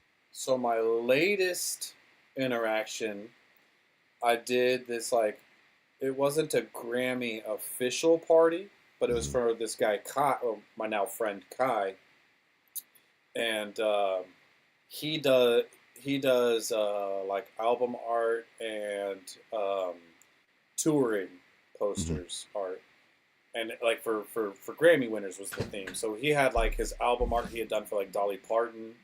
Okay. He had his a lot of fucking posters Beck, Van Halen, just a gang of people, right? So anyways, so he hired me to do my little beat thing, and then he also had Matthew Pinfield from MTV as one of the guest DJs, and then the comedian DJ that they had was Jeff Ross. Jeff Ross. Yeah, Jeff Ross is cool. Hell yeah. That was fun. But the roast master. Yeah, but my biggest connection to comedy is Matt Rife. No shit, man. He has been on a sick one forever. That guy is so fucking talented. And he is just as quick in person, dude. Yeah, I could only imagine when you're not in front of people, right? Then under the gun, and you just but it seems like he's so. What's I think was he's just natural. Well, what's funny is him, and his real name is Kevin, but the guy who plays Jake from State Farm. Okay. Best friends, man. And I'm not talking like there's a circle with a bunch of best friends, and no. When I'm talking Jake from State Farm and Matt Rife, that is the out of all the friends and everybody and mutuals and whatever, that's the tightest bond is those two. And they lived in the same apartment complex in North Hollywood, right across from each other. So they would just always be at each other's houses and stuff. And so, like I said, I met Kevin through my ex, who was his roommate in college. And then I met Matt through Kevin. And again, I met both of these cats while they were established working in their fields, but before they both had their big, boom. Kevin became Jake from State Farm during quarantine and got that role. And I remember him telling me about his audition process and how nervous he was when he was, in the running with one other guy. Yeah. And, just being like, oh, you got it, Kev. And then, celebrating when he did get the gig. And then Matt, so I've always worked in cannabis since I moved out here, which is its own funny story. But Matt, I had already been friends with Matt for a few years, and I started working with this dispensary that likes to sponsor comedy shows. And again, Matt was already established and pretty successful. Like, I think when I met him, not that this is a marker for success, but it does like shine some light on where he was. I think he was like 250 to 350,000 followers on Instagram. Now he's like 17 million. It's ridiculous. But I just remember my boss was, into comedy. So she's like, oh my God, sponsor all of his shows. And so first I would go out there and just like give out joints to people as they were sitting down, whatever. Yeah. Got to hang out with all the comedians and kind of just enjoy. It was Matt Rife and Paul Aaliyah. If you don't know Paul Aaliyah, he's fucking cool. Hell yeah. Yeah, Paul's great, man. And then I remember they started like trying to like incorporate like a little music, and like they had like a DJ a few times. And again, I kind of just took my shot, and I was like, hey, like I don't want to take work away from the DJ, but like if you ever want like somebody playing music, like I can play people on and off stage and do it, copyright free music using splice loops and whatever, so that you don't have to like mute that every time the DJ plays somebody up with like some Drake or something like that. I was like, I can give you more or less original music. I can do it next to the stage, so it's kind of like, whenever they have oh my God, Comedy Bang Bang. Why is his fucking name slipping me? He's a comedian, but also a musician. Crazy hair. Anyway. But hold on. I know you, Reggie Watts. Yes, but hold on. Thank you. Let me just hold on. Pause you right there. Folks, he's dropping jewels right now. What he just did was like, in my former life, I know a little things about sales, and that was called a value proposition. Like he assumed the sale throughout every single step. He assumed the sale. It's called assuming the close. That's how they just walk you through when you get sold a car or a house or you build a relationship. Like he assumed the relationship and everything like that. But he put a value proposition on that shit. Like, I can do copyright music. I can be by the stage. I can play you on and off. I can do everything custom, like da-da-da-da-da. And like you just hit them with bam, bam, bam. Who's not going to say no to that? You know what I mean? And it was one of those, like, I just shot my shot. And I think a big thing for me is I never want to play to somebody's, what's the word I'm looking for?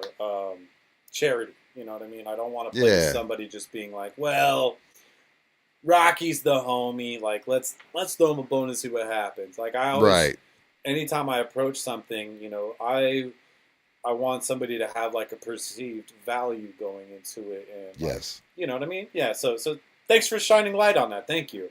Yeah, dude. Like, no, I mean, there's a lot of there's a lot of Southern hospitality, which like I was trained in, as far as just common courtesy and business tactics and stuff like that. But it's just actual. At the end of the day, it's respect and common courtesy out of everyone, and treating everybody as equals and just operating on just being good people. So I salute to you, man. Like, thank you, man. That's dope, man. So you were able to flip that, man. And we've gone, I know, like, everybody's here right now. Are you in the mood to hit us with a groove right now? Can we take we take a small beat break? Give me a hot 10 seconds. Yeah, let me get this thing booted up. While he is doing that and getting everything set up again, I want to remind everyone that this is another week where we've got double B-Boys Underground episodes this week, man. It's another great week. We've got tonight, of course, the one and only Rock Samson. And then, of course, tomorrow we got Showcase in the house. with us at the same time, 9 p.m. Eastern, 6 p.m. Pacific, and everywhere else across the globe. But right now, we've got Rock Samson, and he's gonna play some beats. He's gonna do some finger drumming and stuff like that, man. And also, if you guys have any questions, right? If I see them, I'm pinning them in the chat, and we'll get to have a chance to ask your questions and everything like that. How long do you want to jam for? How long do you want to jam for, fam? Oh So man, I don't think you go. understand. I think the longest I've gone was like 4 hours. So like, you want to call it like we'll call it. Let me think. What do I have ready to go? Right. Oh, you know what? Here's what we'll do. I'll hit everybody with. Okay, like five-ish minutes. That sounds beautiful, man. I want you to be free to do whatever you want to be. My show is your show. It is the Rock Samson takeover right now, y'all. Pardon me for any fumbles. Been drinking and smoking, so we'll see how that goes. This is live. I tell everybody my hands get drunk before I do. But let's go. Let's fucking get it. All right, y'all. As he's getting set up, he's just gonna take over and go. But boom.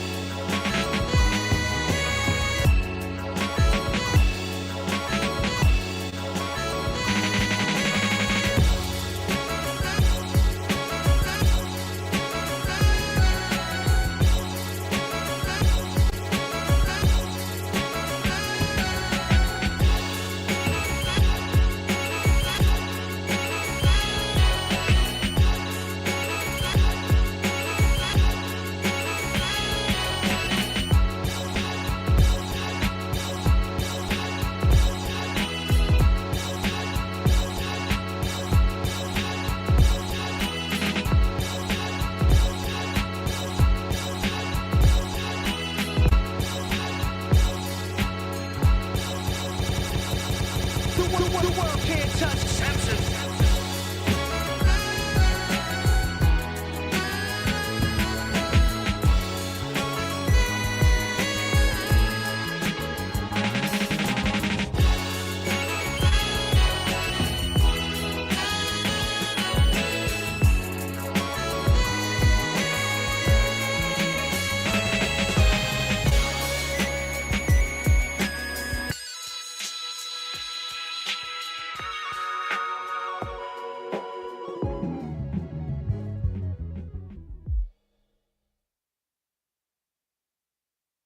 Yo, yo, yo, yo, yo, yo, yo.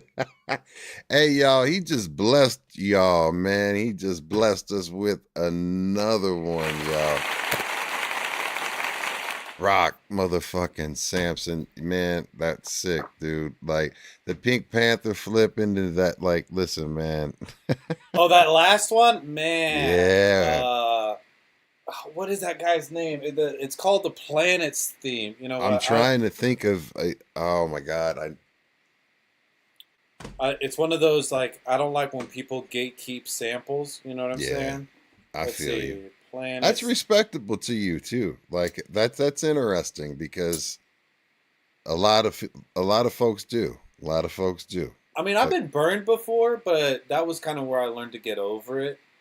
Like yeah. I got one sample in particular that's like very special to me. Like Mhm. it's one of the best samples ever in my opinion. And you know, it's called Where Flamingos Fly. I forget the Okay. name of the artist, but I got it on a Decca label vinyl way back when I first got it. But I digress. I did like this sample swap with this kid from San Antonio named Ruler Y. And I don't have any Mhm. beef with him, but like, you know, if he hears this, like, you piss me off. Uh, but, you know, Ruler Y, you know, me and him were like kind of hitting each other up. I think it was MySpace, maybe early Facebook. And I'm a giving person, man. And I'm like, I feel like I'm starting to get that back finally. But it was like, you know, from other people. But Yeah. I just, you know, if I got resources, why would I hog them? You know, I want to see what everybody else can do. So anyhow, I give them a bunch of samples, including Where Flamingos Fly. Henry And then, Mancini. there you go. Is it? I don't know if I used the Henry Mancini version. That's the only thing. Got you. I'm, GMC's Texas.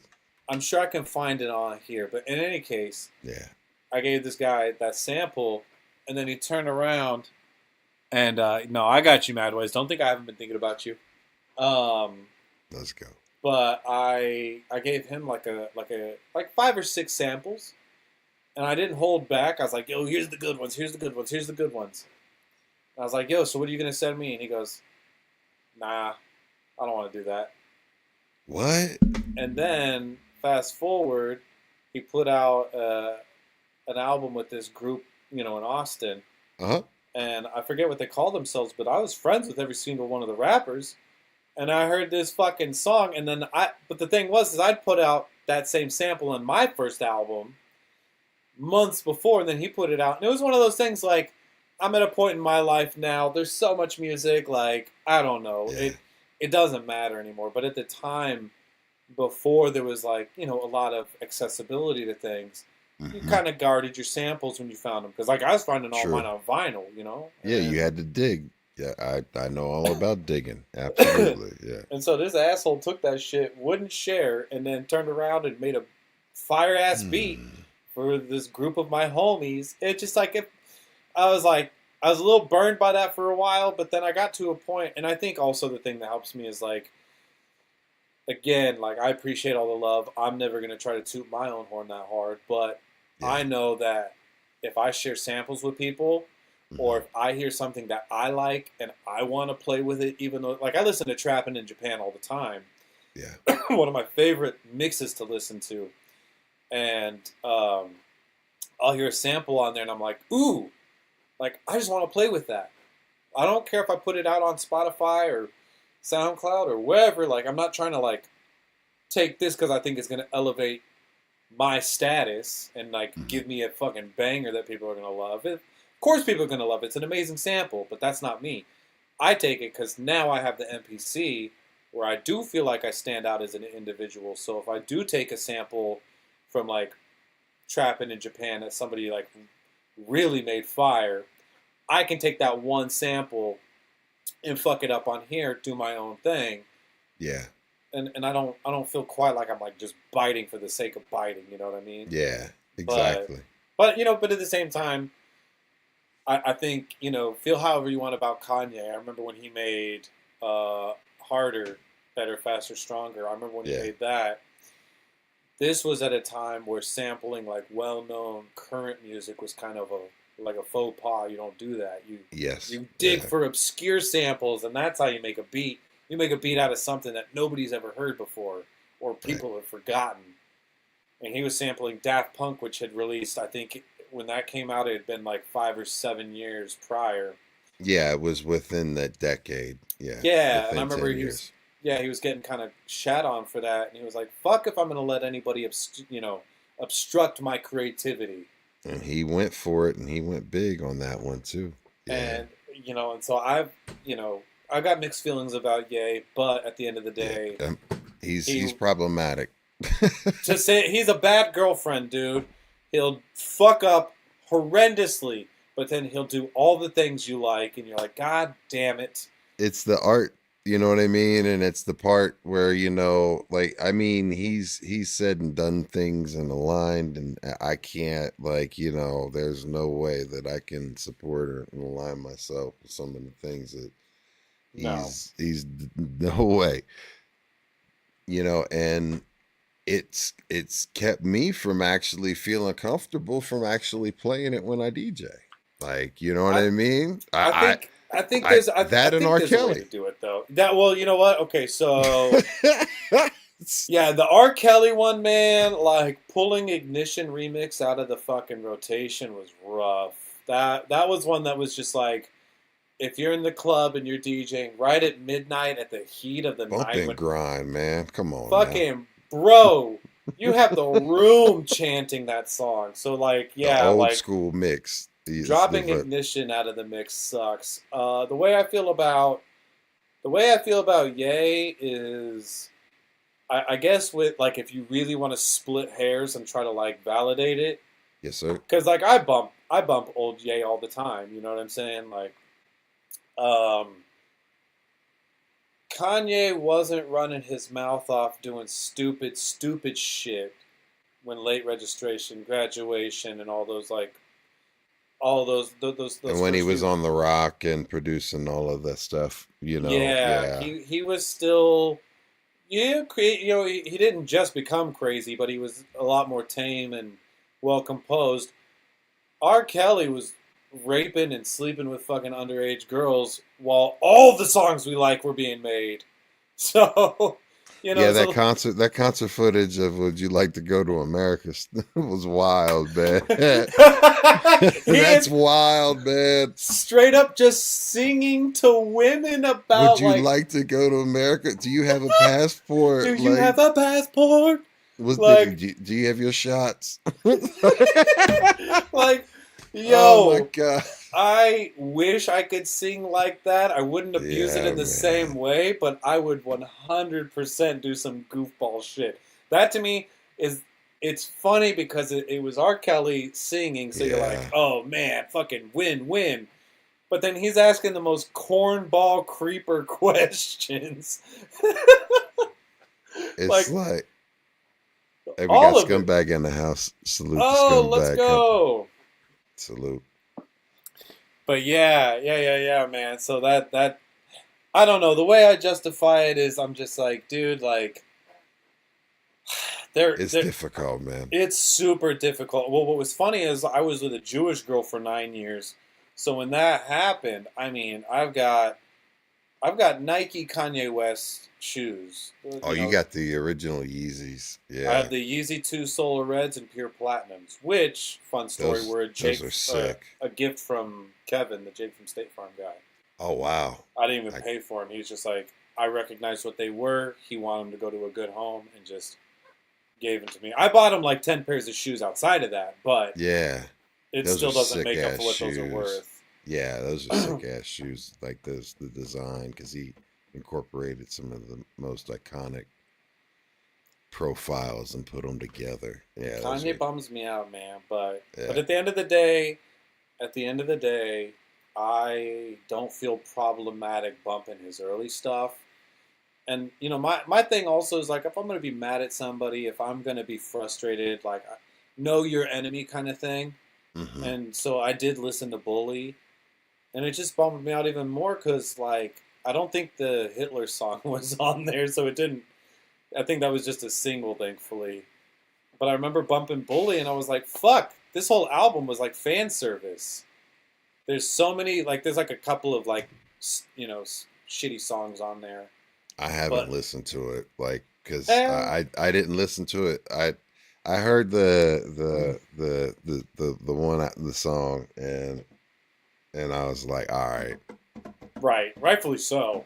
I was like, I can't. I was like, that just, and regardless if there's, I was like, man, come on, man, this is not.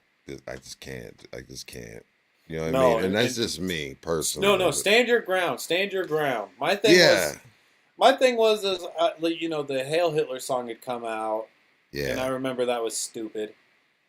And yeah. And I mean, it was shitty, and like he didn't even like. It wasn't a good song. Even like I didn't find that one anything wasn't. about it. It was so off-putting and jarring. I was just like, okay, you.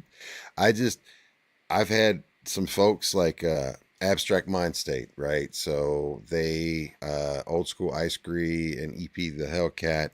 Old School Ice Cree was one of Kanye West's like right hand man, especially with good music, and was one of his very first A&R, and helped him start like the good music and everything like that. And Abstract Mind State, they're currently rocking with Slum Village and being produced by Sick.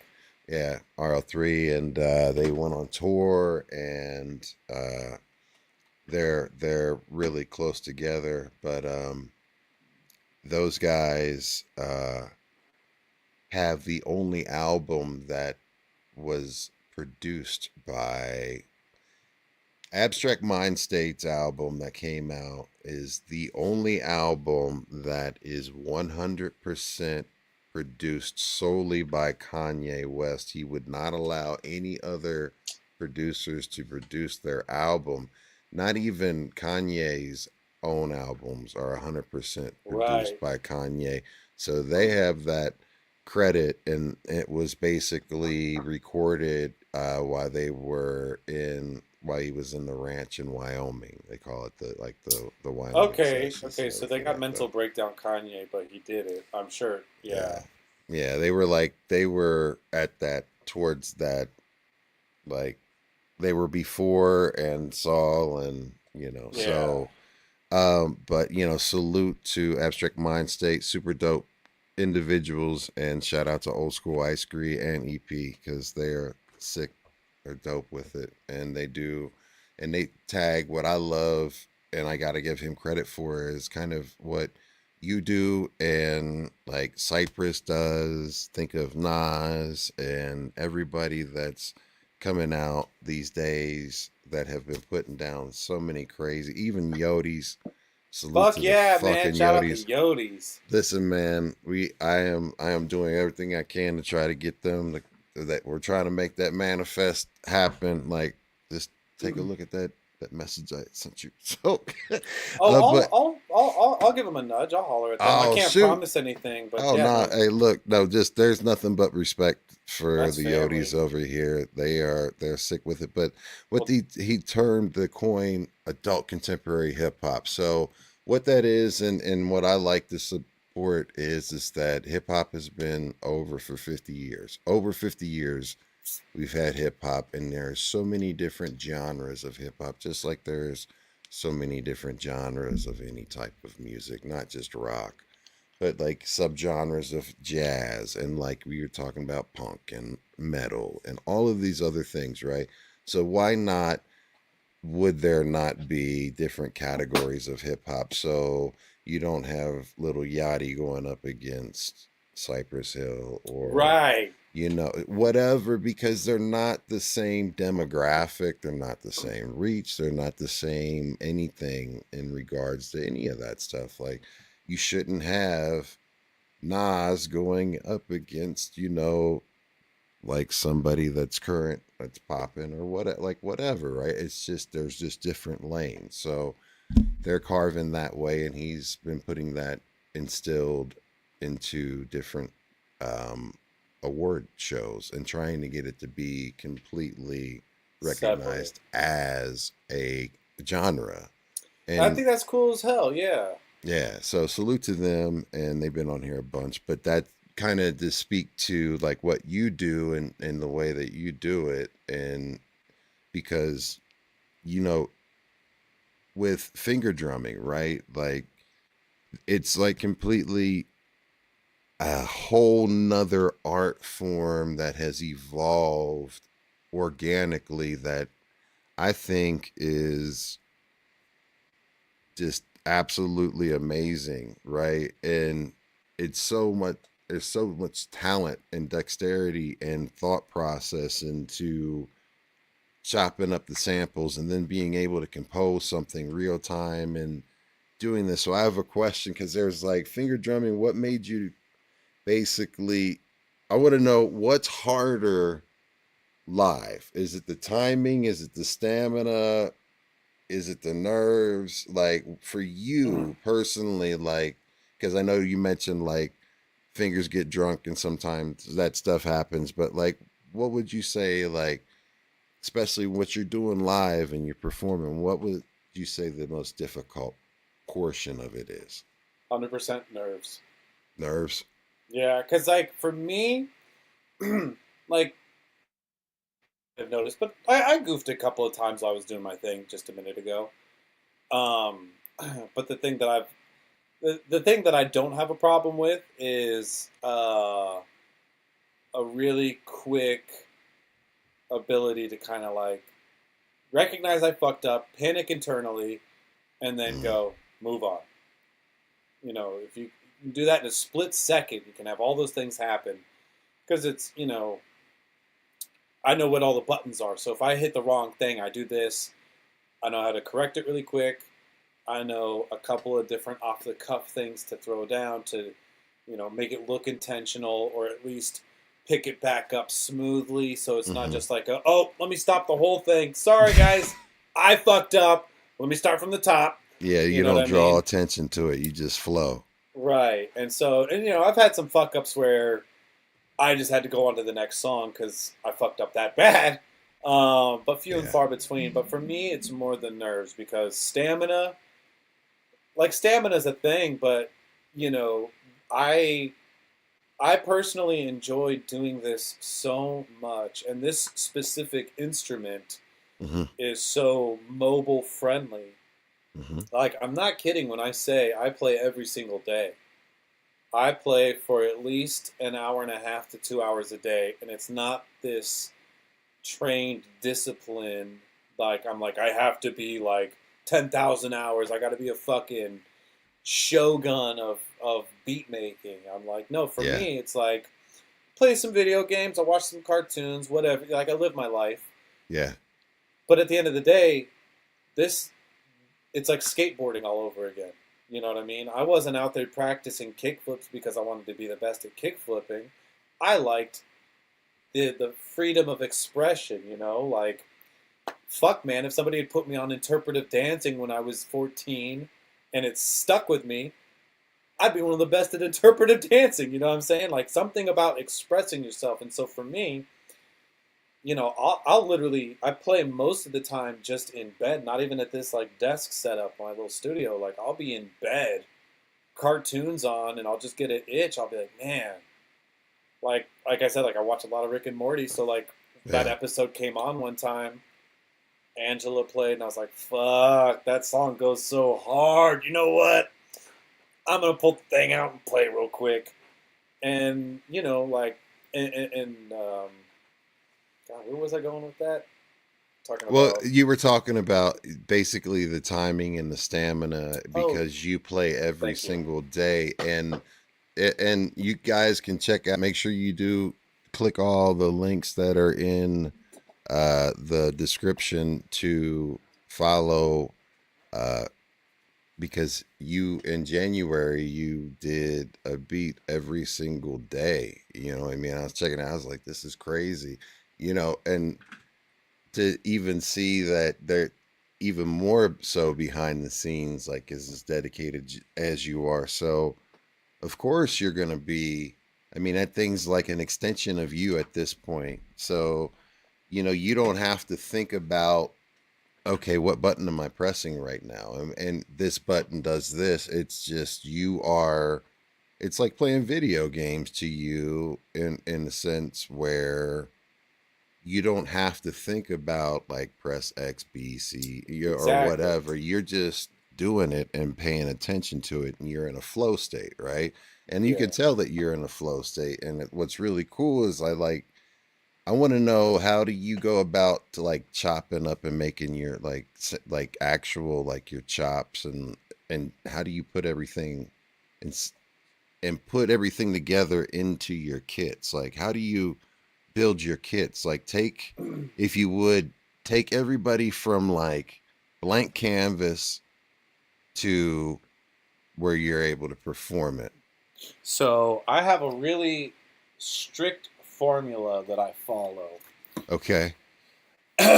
So just considering one set of pads, because you can have up to 8 different banks, which is how I kind of treat it. Like, I can get like a good 20-minute, 30-minute set out of a full file, right? The things that are never changing is kick, snare, hi-hat, like closed hi-hat, Mm-hmm. some kind of a tom drum, open hi-hat, triplet hi-hat, because I don't want to have to do this every time I want to do a trap kind of song. Yeah. Additional kick, which is really good for those dum dum Yeah. dum dum, because sometimes it's hard to do that clean. Sometimes it just turns into one. So that too gives me the chance to kind of, it's like a double kick drum, like metal, Yeah. And then cymbal crash. This will always be the same. Different drum kits, mind you, so I have different sounds, but the drum pads are always the same on the bottom 8. Never changing. So I know no matter where my hands are, no matter what I'm doing, I'm jamming, and I know what I can do a blindfold. As for the top 8 here, if we're talking about just chopping up one sample, like one song, top left is always going to be the pad that plays the whole song or the whole sample or whatever.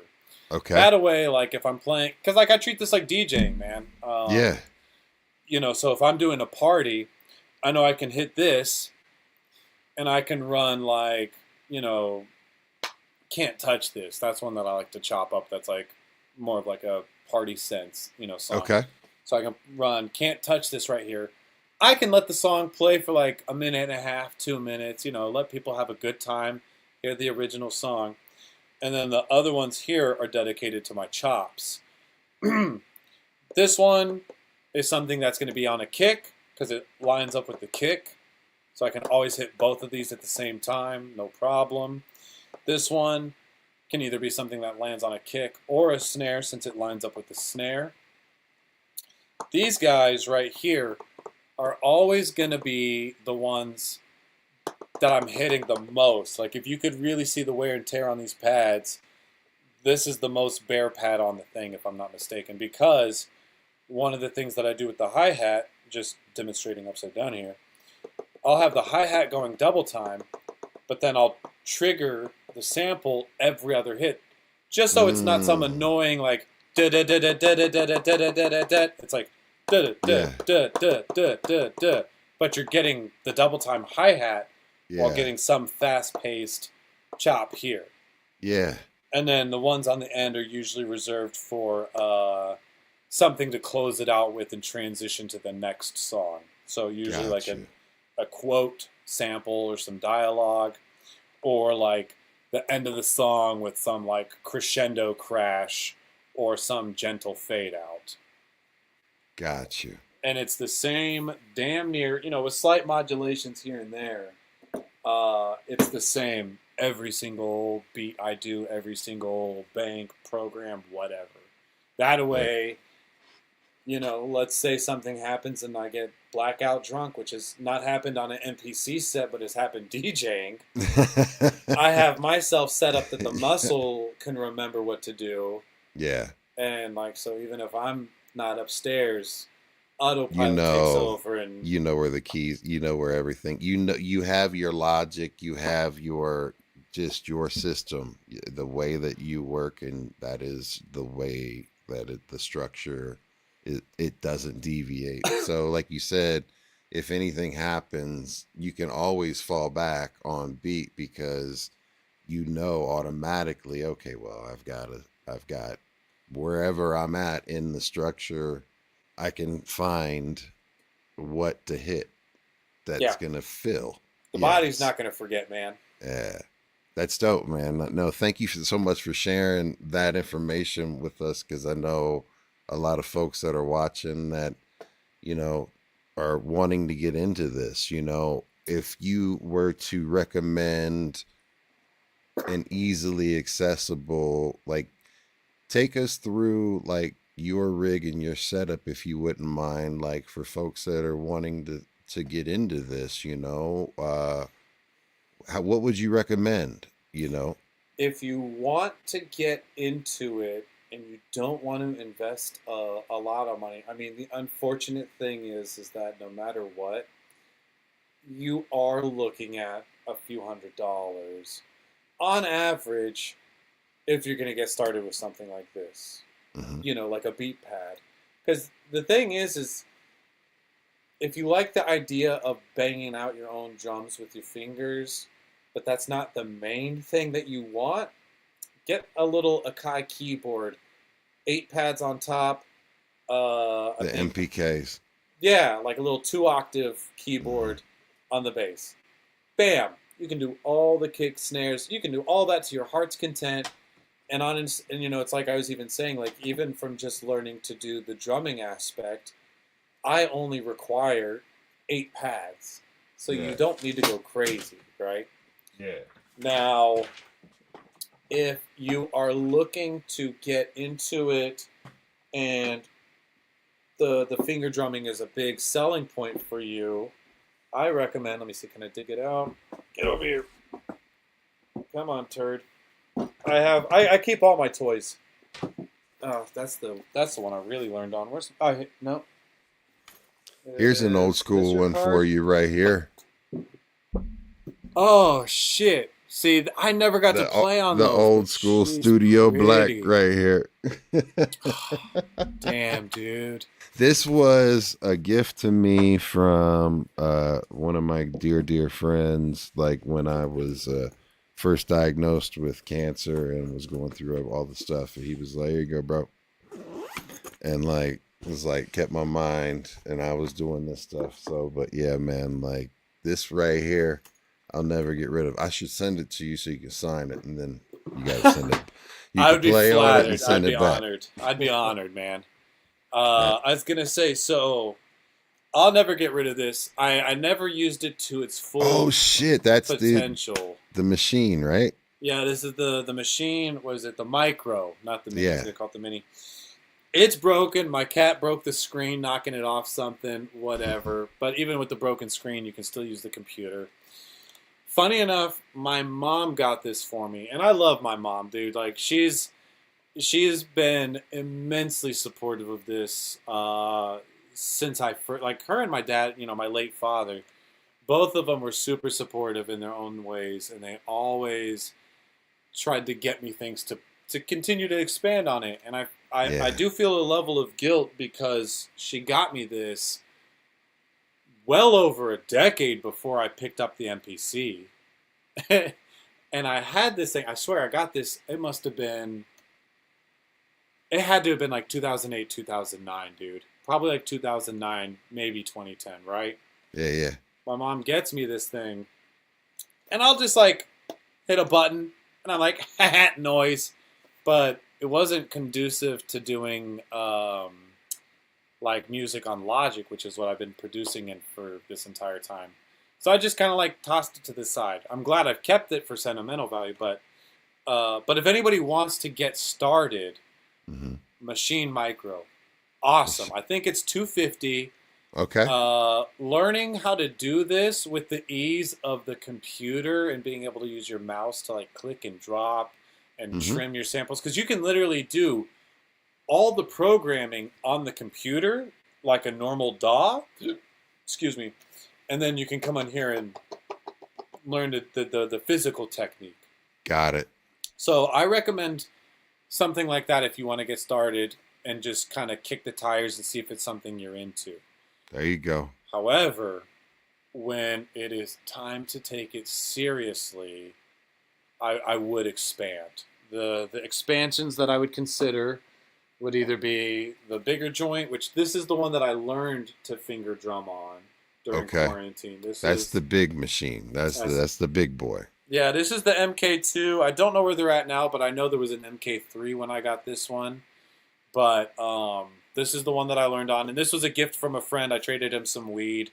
He gave me this. And again, I had this for like 2 or 3 years before I used it. And, figured it out. But I will say it's one of those, like, if you know this is what you want to do, I would either get the Akai MPC, literally any of the lives. I probably wouldn't waste my time on the live one at this point.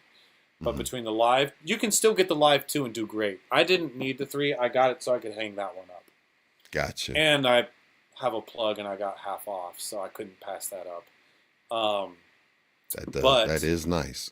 It was really nice. And it was one of those, I was like, dude, I don't know how long this window will be open, so I just need to get it. Yeah. But the Akai MPC Live series, to me, is the pinnacle for an all-in-one beat station. Like, I want an 404 MK2 really bad. Okay. But that doesn't have a built-in speaker, so you have to use headphones, and it takes, I think, AA batteries. Ooh. The MPC Live has a built-in internal battery, which lasts a minute. I play. Yeah, I was gonna wonder. Yeah. As I say, most of my shows that I play without being plugged into anything except for the audio. No kidding. Yeah, the battery. You trust is that it? good. It's that consistent, and it's not chewing it up that bad. It's phenomenal. If it's on 20% battery, I know I can jam for about 40 minutes. Damn, that's impressive. It is, dude. Like, I wish Akai would recognize me. Akai, recognize Rock Samson. Sponsor the man. I tagged it. It's funny because I get a better deal through my hookup, so I don't even need the discount. I just you want the free 99 and you want the listen. No, he wants the discount. He wants the free 99.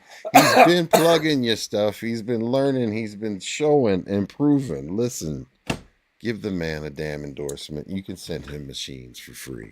We'll get there. I did get to chat with Andy Mack during NAMM this year, which was that would be the guy who would make that decision. But it's funny because whoever the fuck runs their social media, I don't think they like me for whatever reason. And I'm not usually paranoid like that, but I tagged them all 31 days. Yeah. I had other people go on some of the posts and comment and tag Akai, just to stir the fires, stir the pot, see if I could get a rise out of them. And then, like, I even posted a story with, like, sad Dexter from Dexter's Lab looking in a mirror, like, all sad. Yeah. And I was like, me tagging Akai every day until they recognize me. And they looked at the story, and they still don't fuck with me. And I was just like, so I'm a little bitter, but at the same time, that's just one person in that giant company. So I guarantee you, if I don't guarantee, I will say this: if I was to be a betting man, it may have to do with the fact that you associate with cannabis, and that's unfortunate that that's still something that brands are struggling with. So, and it's funny you bring that up because, like, right now, I've actually, like, I mean, I smoked a joint. I work in cannabis for my 9 to 5, Yeah. you know, but it's funny because I still do like the We Don't Smoke the Same podcast. Mhm. I still do the Dr. Greenthumb Mix Show. But partway through last year, I started to take it a little bit more seriously. Funny enough, one of the guys who manages Coyote, Mhm. my friend Mike Shahade, Salute to Mike Shahade. yeah, dude, big shout out to Mike. Honestly, he's another one of those people that I put up there with Tommy. Like, Yeah. a good homie that just will say your name in a room when you're not there. You know what I mean? Like in a That's positive good people. sense. Yeah, Oh, yeah. super, super. Jesus Christ, that dude's helping manage Fetty Wap now. Like Mike's getting his flowers. Wow. Salute. Yeah, yeah. Yeah. Salute to. So, but it was like last year. I remember I had, like I said, I've been with the Be Real TV family for, I think this is either year 4 or 5. I think it's 4. I think it's 4. And I was just talking about. I was going through some very big changes in my life at the time. And, for like a year, I'd kind of been talking about, like, doing the beats and stuff like that. And I was like, yeah, like I tell people, like, for fun, I like to do like finger drumming and beats and this, that, and the other. And he goes, why are you saying for fun? And I was like, well, I kind of feel like if I take something really serious, I get overwhelmed and I get really disappointed when things don't work out. So the way I keep enjoying what I'm doing is I don't take it seriously. And he goes, well, you're a fucking idiot because look at where you are. You're jamming with hip-hop royalty, not just in California, but across the fucking globe. Royalty. You're Yes. getting co-signed, and not just by B, but like Psycho Les. Yeah. Fucking Steftone from the Deftones loves me enough that, he's surprised me with a bunch of stuff in the past and whatever. And it's just one of those things Yeah. like I, in a sense, kind of took for granted where I'm currently, where I was. And I just kind of looked at it as like it's my identity, but I don't take it seriously. And he was like, you need to shape up. And he was like, you can do whatever you want, but looking at where you've gotten just from not taking it seriously, people would kill to be in your shoes. So his advice was, he was like, you need to figure yourself out. You need to quit fucking around. And you need to either figure out a different career and make more money, or you need to start really treating your music like it's your life and it's your business. And and part of that discussion was telling me, because I kind of leaned on B and all of them for, what gave me value. And Okay. He was like, you can't put all your eggs in that basket. He was like, that's an amazing home base. That's a great place that you can go and get some content, make connections, or like use as far as like your like stature amongst your peers. But if you keep putting all your eggs in that basket, you'll never be yourself.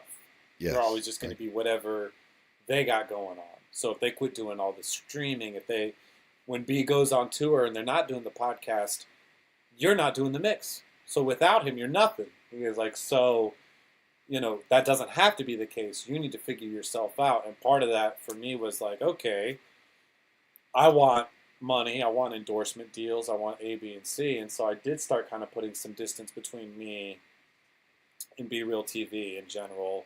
Yeah. To not like get away from cannabis entirely, but like, I couldn't be a co-host on a program called We Don't Smoke the Same and try to get like other endorsements and stuff. But I still consider that family and a home base, and I still like to pop in and do as many episodes as I can. But it's one of those like, I don't write them into my schedule the same way I used to, like it was a 9 to 5. You know what I mean? Yeah. Like now it's shifted enough. And what was really nice is when I took that step back, I remember being so scared that I'd burned that bridge, even though things didn't end in a weird way. I was just like, Yeah. hey guys, like I need to step away from everything for a little bit. I got to figure out some things. And as soon as I stepped away, I remember just kind of hitting the ground running, almost like cold calling and finding other local shows to kind of hop on that were like beat centric. Because I was like, okay, I'm jamming with, you know, these profound individuals, but outside of their fan base, I don't have anybody. I don't know anybody. So after that, I wanted to build a strong foundation with like the local beat maker community, and I did that, and it was once I sort of like focused on myself that things really fell into place, and like other people from other genres started approaching me on things with ideas, and again, now I'm just in this really happy, beautiful place where I'm still growing and trying to figure it out. But like I've put enough distance between me and cannabis that I don't feel like I should be singled out as much That's as good I used then. to be. Yeah, And then absolutely. yeah. So here's hoping, you know, like I don't post videos of me smoking anymore. I had Listen, yeah. it should not, my view though, in all honesty, from a brand standard, I understand that it's not federally legal, but at the end of the day, it is no different than someone drink, like for recreational purposes. I think is way better than, that's my personal opinion, than someone I mean, it's drinking a medical ton, too. right? You know, it's medical too, but like, you know, I just think about it like this. If you're drinking, you should not have a problem with someone smoking, right? 100%. You know what I mean? Like, just look, my thing is, you should not be worrying about what other people are doing. You should be worrying about being a good person. That's all. Just worry about you being a good person and leaving other people be, as long as they're being good people. If they're not being good people, those people get dealt with accordingly. But if people are being good people, then Well, you the know what I dumb thing mean? is that all of your favorite people smoke weed. Oh my God, yeah. Like, Yes. and it's one of those they can't talk about it, but it's like, and All I'm your talking athletes, all your favorite athletes smoke all weed. your All your favorite best, athletes. all your best athletes smoke weed. Your favorite, like, okay, so for me, cartoons is a big thing. I am not kidding when I say that, like, I don't want to put anybody on blast because I feel like that's fucked up, but, like, Yeah. if I was going to put somebody out there, Goku, the guy who plays Goku, loves Okay. weed. Like, Okay. I befriended him, and I was his weed dealer for a minute. Sean Schemmel. But it's one of those things, it's just like, you know what, fuck it, let's air him out. Okay, so there's that. There's Jake from State Farm. There's Rob Paulson, fucking Pinky from Pinky and the Brain and all that Oh shit. shit! Shout out to Pinky and the Brain. Fucking Mr. Krabs, Clancy Brown. Like, there's all these people that, My kids will be losing their mind right you now. feel me? Like, there's Yeah. all these people that consume. They may not all smoke. Richard Horvitz, Invader Yeah. Zim. Like, there's an immense amount of people in every industry. Though that's just voice actors, which is my favorite. But like every industry, everybody consumes some kind of cannabis. Yeah. And so I'm in the same boat, but it is one of those things that's just like, I accept it for what it is. And so for me, it's one of those things that I'm like, I don't ever want to be like the fucking, no, I don't do drugs. Mhm. But I think, like, you know, I used to do videos of me smoking while I would play and stuff like that. Mhm. And I think that's where I've kind of like, Yeah. if I do We Don't Smoke the Same, I'll do a little something like that because I'm in the right spot. But you're doing something legal, and you are an adult, and you That's are so- the age of consent, and this Right? is America, and you are using your freedoms and rights, and you were not breaking the law. So at the end of the day, there is that, and they should respect you as your own individual. But Yeah. and at the end of the day, look, if a brand doesn't want to be associated with you, you know, so be it. You can still love a brand and, you know, support them because I mean, it is a great machine. Oh yeah. Well, I love the fact that you learned the infrastructure of the Akai, right? Like there was a big difference in learning from the machine to the Akai methodology, right? But do you find the Akai methodology better than the machine? what's Or funny is should I find it better, yes, but there are a few things that were really cool about workflow is what the I was thinking. workflow. Yeah. Yeah, workflow, duh. So for me with the MPC, it feels like it feels overwhelming if you think about all the things you can do. It's like okay, so anybody using Ableton, oh my God, you can create your own synthesizers, your own snares, your own kicks with these sound waves on Hmm. Ableton. You could make your own instruments, right? Cool concept, but I would not know where to start with that.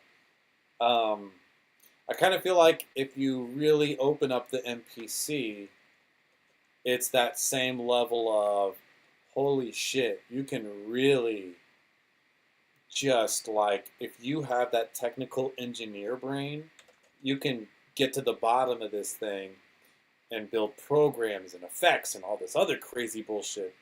I use it like a guitar. Like I have my programming that I do to make all my pads, but then that's where it ends, is that and my technique. And then I record everything live into Logic and turn out a beat that way. But what I liked about Native Instruments was because it was on the computer. One of my favorite things was you could drag and drop an entire bank um, in any order that you want. So you're like, let's say you're like doing like a whole like set, right? And you're like Hmm. jamming, and you're like, you know what? The Pink Panther song would actually slap way harder if it was the second song, not the fourth song. And you could just drag and drop. With the Mm. MPC, unless I can remember to click on that specific bank and hop around, because what I do to keep it simple, there's the 8 banks. I'll do bank 1, bank 2, 3, Hmm. 4, 5, whatever. If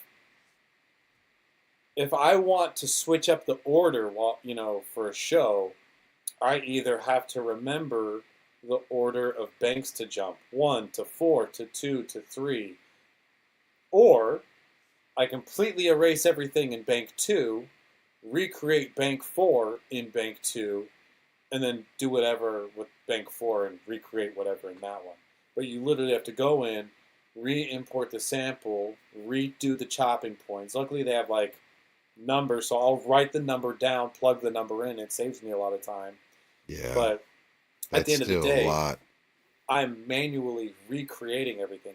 The one thing that I've done to save myself time, and this goes out to everybody else, if you have an Akai product that can read these files, like an Hmm. MPC or maybe an MPK, you'd have to have the MPK, Akai yeah. software. Yeah, I don't know if the MPK has its own software. I only use mine for Logic. But if you have something with the Akai OS for the MPC, feel free to holler at me. I will send you files with my layout for the drums.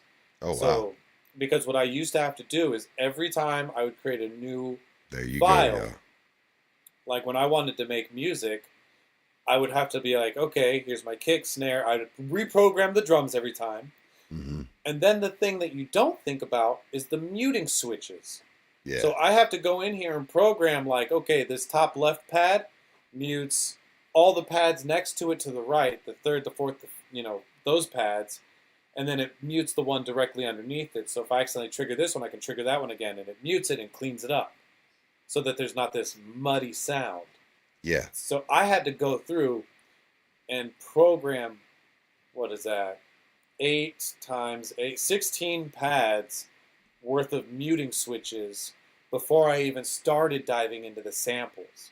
So then what I started doing was creating these programs little save files that were essentially like a blank slate, except all the drums were put in there for all different 8 banks, and then for the every 8 banks, all the pads, all the mute switches were initiated, so that all I got to do is drop in the sample, figure out the part that I like, Yeah. and then I can go to town and I know everything's going to operate cleanly. So that's why I tell everybody it's important to learn how to do that. But like, holy shit, like I also understand just wanting to get in there and learn how to just learn the technique, man. Yeah. So if anybody wants these files, like I'm more than happy to send a little beat file so you can have a blank slate, just drums, and all the mute switches set up in a way that operates cohesive so that you don't have muddy noises. That's beautiful, man.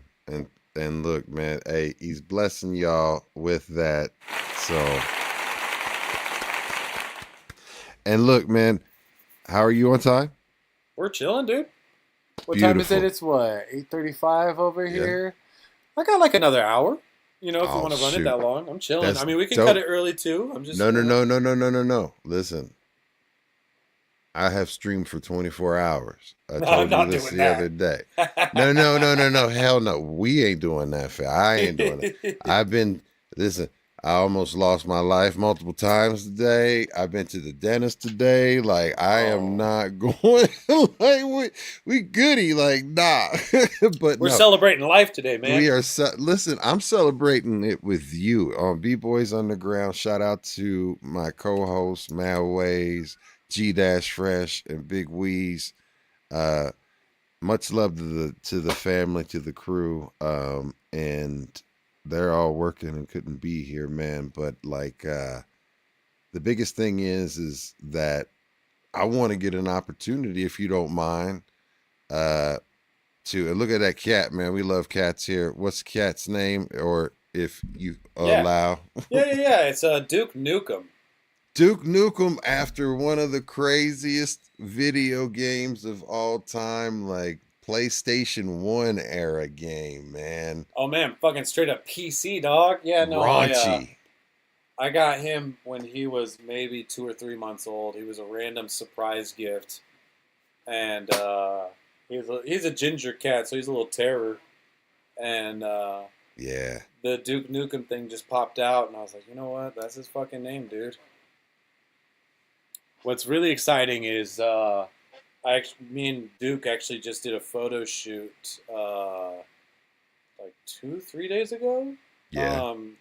Just like I needed to get some like updated like stuff for my press kit, and then I was also like, one of these might be an album cover, but my friend Dan, who is the main photographer for Travis Barker and Blink-182, came out and did a photo shoot for me. So hopefully I'll have those photos soon. He did it for free just as a homie, so I don't, have him on like a time schedule or anything like that. But like, Yeah. I'm excited, man. The pictures, the little bit that I got to look at, I didn't want to see a whole bunch, but they're gonna be good. That's dope, man. Like, and that's I can't wait to see all of this shit, man. Like when you post this stuff, man, and everything, man. Make sure you follow him on Instagram, guys. And then I wanted to ask you about how in the hell did you merge like beat making and cooking together, bro? So that all goes to Una Jensen, man. So she's the mastermind behind the Sound Bites with Rock Samson podcast. Honestly, that was at the same time, like I said, when I stepped away from Be Real TV for a minute, because I think I took like a good like 4 months off. Yeah. From doing anything with them, and again, it wasn't like a spiteful thing or like a breakup. It was like I just, the things Mike said kind of shook me a little bit, and I was like, all right, let me wander alone for a second. Yeah. And figure it out, figure myself out. And Una, I met through some friends, and this chick, she's a badass on the back end. She's one of those people that like, she's not out there performing shows, she's not doing a whole lot of live stuff, but when you watch Love Island, you're hearing her music most of the time.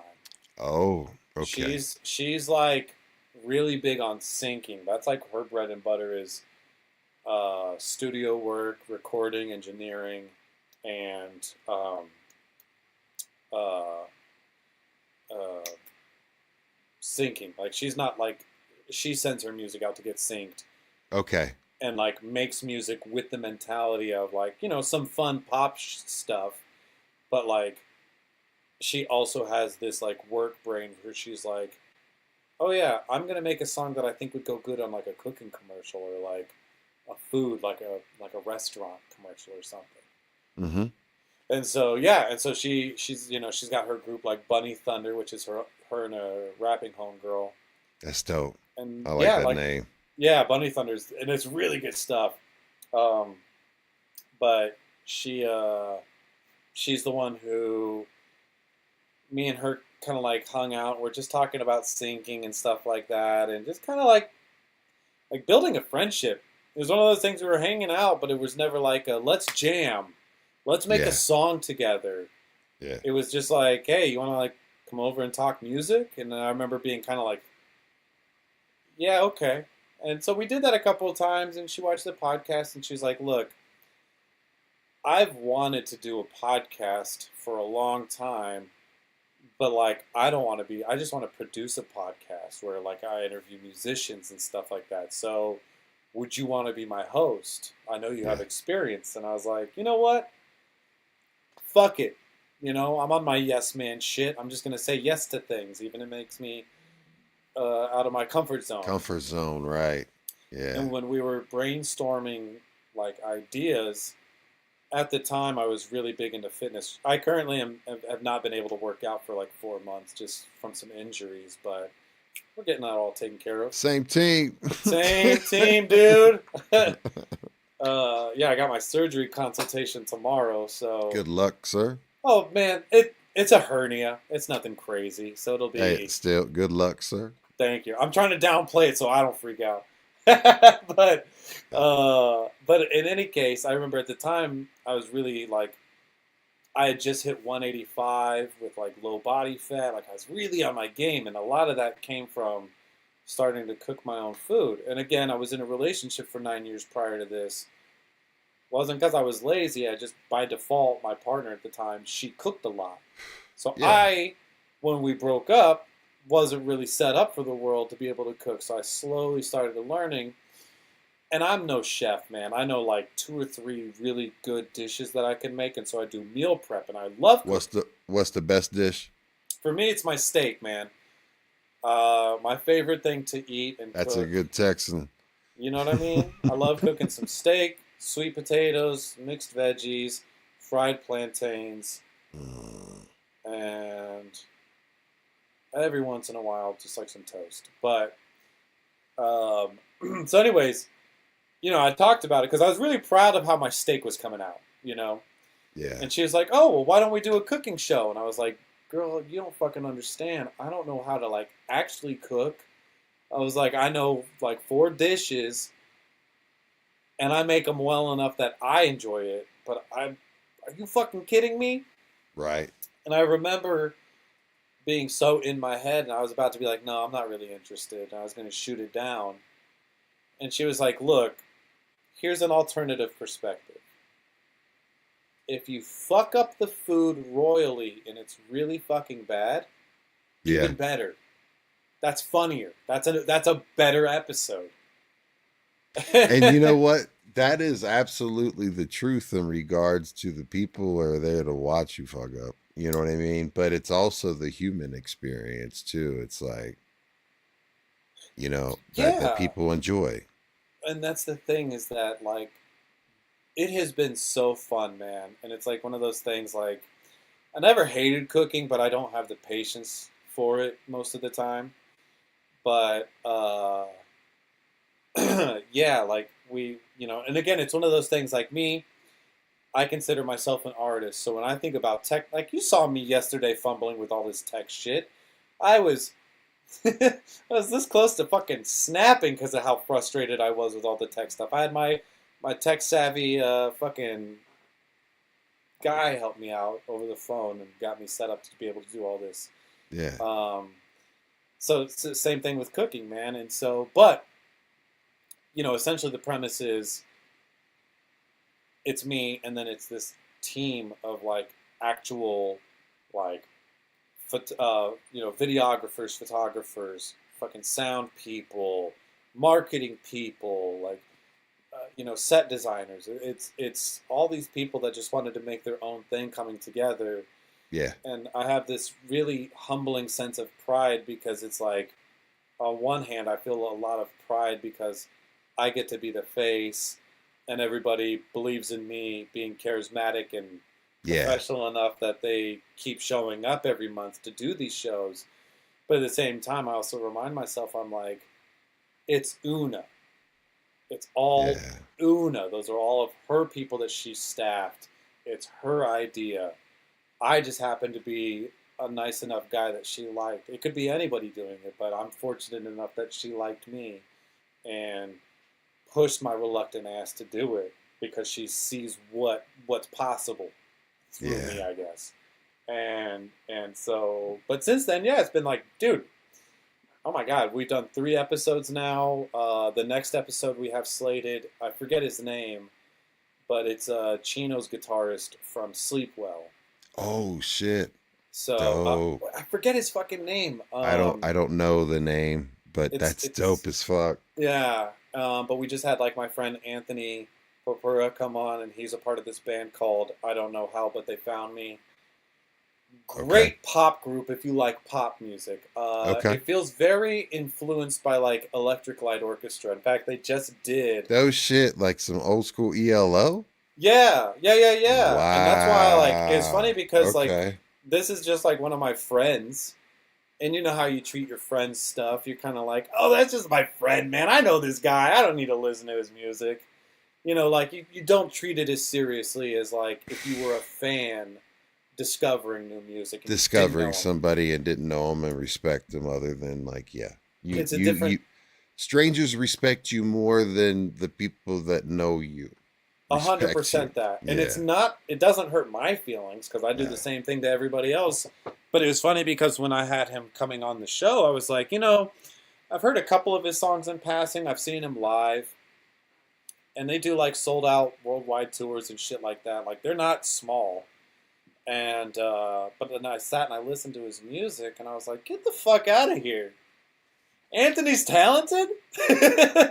and one of this, they did a cover. It literally came out 2 days before I interviewed him, but they did a cover of Turn to Stone, which, like, I don't think that's like, I feel like that's like a B-side ELO song, you know what I mean? Like, but it's that's a fucking banger, though. Like, that was one of the first ELO songs I ever heard. And so the fact that they covered that one instead of like Mr. Blue Sky or Don't Bring Me Down or Evil Woman, I'm gonna look that up though. I looked them up though. Everybody looked them up for sure. Yeah, shout them out again. Let them know. I don't know how, but they found me. I don't know how, but they found me. A quote from Back to the Future. It's whenever Doc Brown's in the mall parking lot. Oh shit! And the terrorist guys come in. And he goes, "I don't know how, but they found me." So I was like, "Damn, you got Back to the Future for your fucking band name." And ELO is one of y'all's biggest influences. Like, I'm a fan of my friend's music. Much respect to that.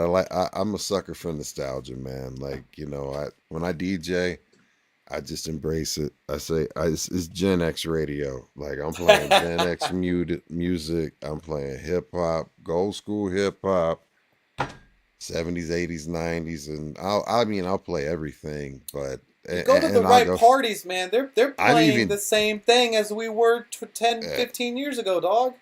I'm even DJing a ratchet music trade. Train is hilarious. Like I'll play anything, man. It's like now we're at a point where like Juicy J, like fucking yeah. Hey man, like we'll get it going. Like I love this shit, man. I don't know. Would you bless us with a beat, man? Yeah, let's see. Let me pull up something fresh. Okay, so little plug. The beats Yes. that I was playing for everybody a minute ago was from a set that I'm doing for Jay Dilla Day this Yes. Saturday. That's also just another little lesson for everybody. Like, kind of be annoying, dude. Don't be afraid to be annoying. Last year for Jay Dilla Day, they did like open submissions to see if anybody wanted to like do a set. No kidding. And I was a little in my head about it. It was the end of 2024, Mm-hmm. and they were like, hey, submit I think they wanted like an hour-long set. And I was like, dude, all my shit on Be Real TV is like 20, 30 minutes.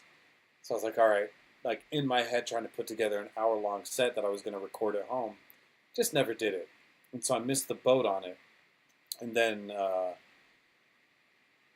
want to say it was maybe January. No, it was either December or January. It was pretty recent. But I remember starting to see the Jay Dilla Day stuff pop up again. And I got a couple of friends in the Rhymefest family and stuff like that. And they didn't make the same post this year, but I was like, hey, how do I do this? I messaged every motherfucker in that company. And, luckily the guy who runs VIP marketing got back to me. Mm-hmm. Like, let me see what I can do. And I sent him some stuff with me and B. I did all the salesman shit you're supposed to do.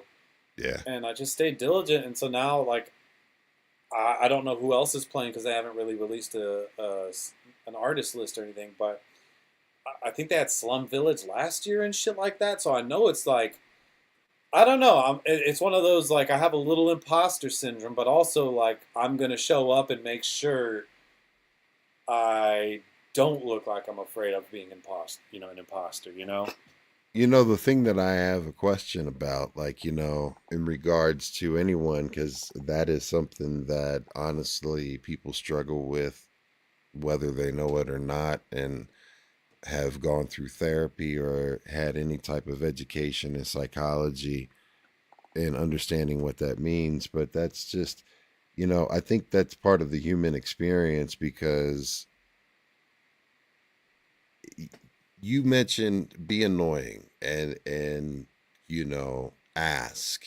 Those are difficult things. I struggle with those things, and believe it or not, I'll just be vulnerable here in front of everybody, because I've shared everything on purpose through these streams, just so my kids will have something to, or their kids, because they say in 4 generations you'll be forgotten.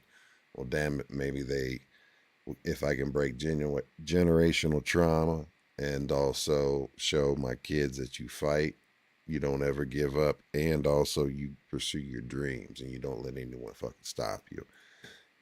That's why this is one of the reasons why we're fucking here. And I, I'm in my head about reaching out to some of these people, talking to some of these people and stuff like that. You get the imposter syndrome, you have all of that, and it takes a lot of courage. And I was like, man, fuck, he's not gonna respond, but fuck it, I'm gonna respond. I'm gonna send him a message like, hey man, would you? And you were like, fuck yeah. It's like, holy shit, dope, and it's much appreciated, man. No, I appreciate you even thinking about me, man. I don't know how the rest of the world sees me. I think it's flattering, when somebody stops me at a gas station and recognizes me. That stuff's still. I want to talk to Samson. You feel me? I didn't want to yell in your head. there was one night. What was I doing? Oh, I was going from one outing to another, and I just stopped at a gas station real quick to get some I think a Gatorade, because I was going to be drinking and I just wanted electrolytes. Yeah. And somebody at the gas station, name is slipping me right now, but he was just like, "That Rock Samson?" I was like, "Get the fuck out of here!" And mind you, I'm not in my neighborhood. Yeah. So I know it's not somebody that's I'm selling weed to at the dispensary and stuff like that. Yeah.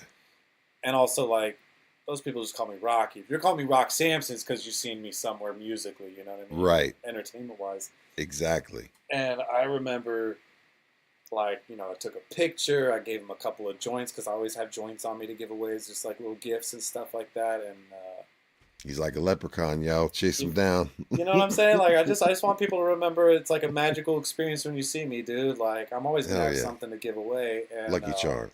You feel me?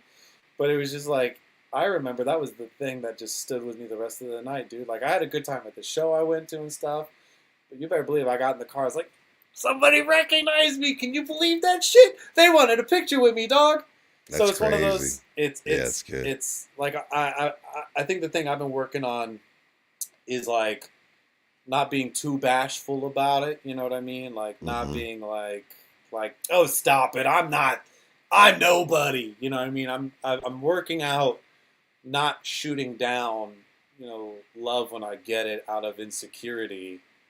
But like, you know, like I said, like it is still difficult. Like, I don't know if I don't have a problem being like looking at the people that Akai shares on their page and going like, they're sharing a lot of talent, but I know I'm better at what I do than a lot of the people they're showcasing. Understood. I don't have a problem saying that, but I do have like some difficulty still just being like I don't know if I'm one of the best. I want to be. But I know like Jay Black would smoke me in an instant. I know Exile would smoke me in an instant. But even though I feel like I get smoked by them, I do feel competent enough that I feel like I could at least shine a little bit next to them. You can definitely shine next to him for sure, fam. You know what I mean? So, Yes. but I appreciate everybody's love, man. You know what I mean? I'm trying to mean, push you out got- of that imposter gotta- syndrome shit. It's difficult. It's very difficult, and it's your own voice. And you know, as someone who is very open and very, very, I DJ a monthly raid train that's dedicated to men's mental health, and men's mental health is something very serious. I mean, Yeah. it's you know, you go through a lot of stuff, and men are one of the silent, you know, we're the most ones that go commit suicide the most. Right. Yeah, You yeah, know yeah. what I mean? Well, it's- And- we're all and raised it's with that because- tough guy act, you know? Boom. The whole machismo shit, the bravado shit, Yeah. that I mean, there's levels to it.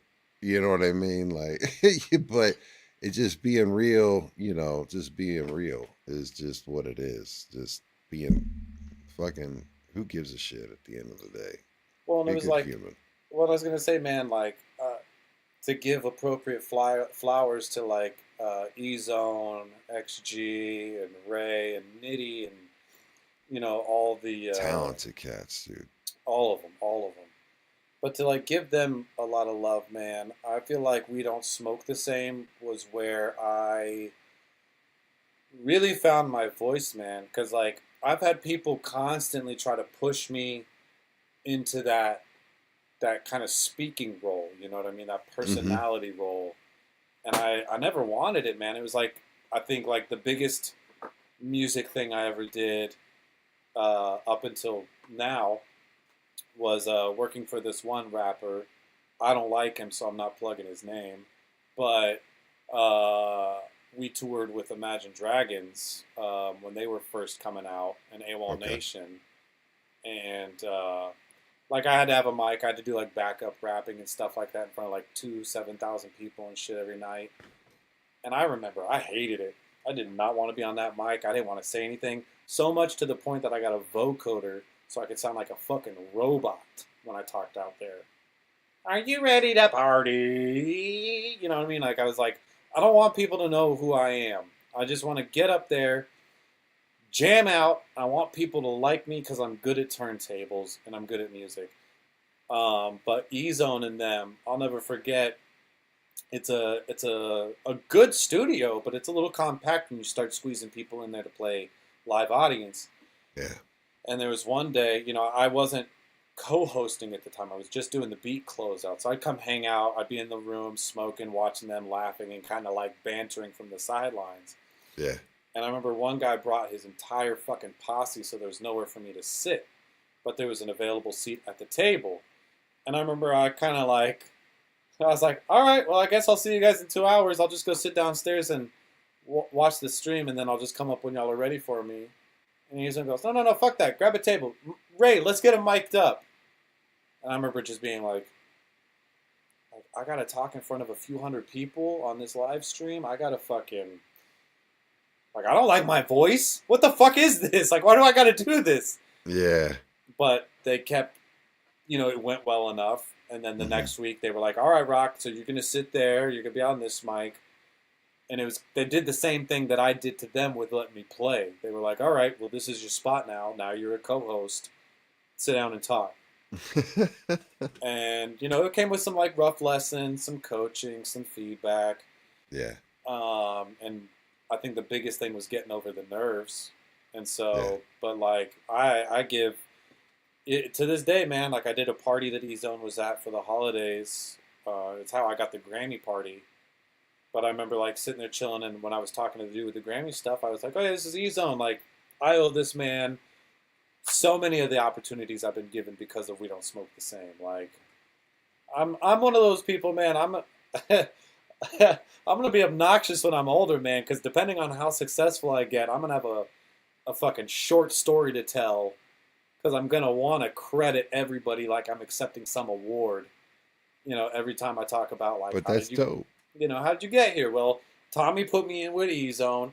E-Zone gave me a lot of opportunities, put me up with Be Real because of Dom, and then Be Real, fucking hyped me up to Alchemist. Now I got that video footage, so anytime I want to get a show, I got two legends just gassing me up. It's just this perpetuating thing, and just people just like... Yeah, salute to the fucking Alchemist. God, that guy's on a fucking Bro, tear. that, He is man... sick, dude. Like, that video clip is saved in my phone. It's going nowhere, man. Him and Be Real talking about what I do.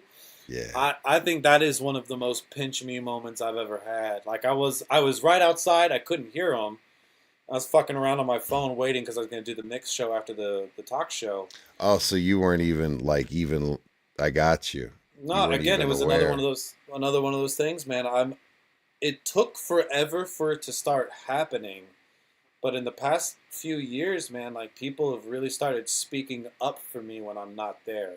And not like in a defensive way, but just more so like, hey, man, this cat's cool. He does this, and it's just like, it's the first time in my life that I'm really seeing, like, because like I said, I took like a 7-year hiatus from doing music for a while, from when I moved from Austin to LA.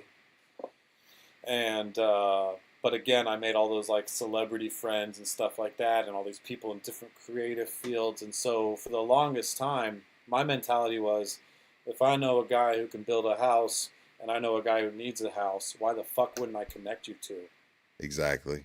So I constantly have done that since I moved here, with all the successful people that I've met. And then it was like, as soon as I found the thing that clearly is, my calling, it just feels like people are starting to kind of treat me the same way I treated other people. So it's really nice, man. It's I think about it all the time. I'm very happy.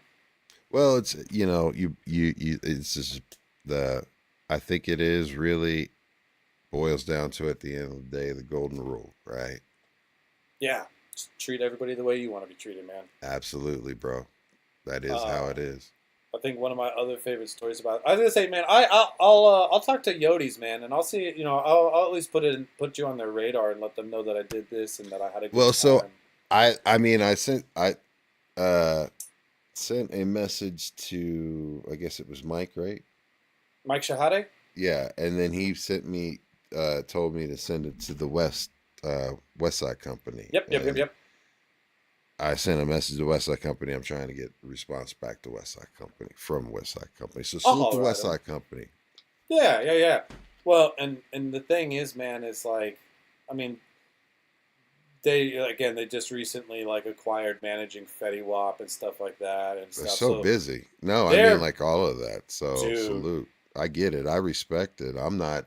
This is no pressure, no pressing at all or anything Yeah, like but that. This is all respect. Like we just, the biggest thing with this podcast and everything is that we've got opportunities and the dream is to basically connect the underground and all the different underground scenes with like the current scene of the real fucking hip hop, right? And being able to get people together and we've had the greats like Jazz O, been on here multiple times, and and Demiz has been on, and like we have so many dope guests, and we continue to get them. So, and all I try to do is just be able to have a dope conversation and not, there's no pressure, no stress. I will go fucking live when I was telling you, is like,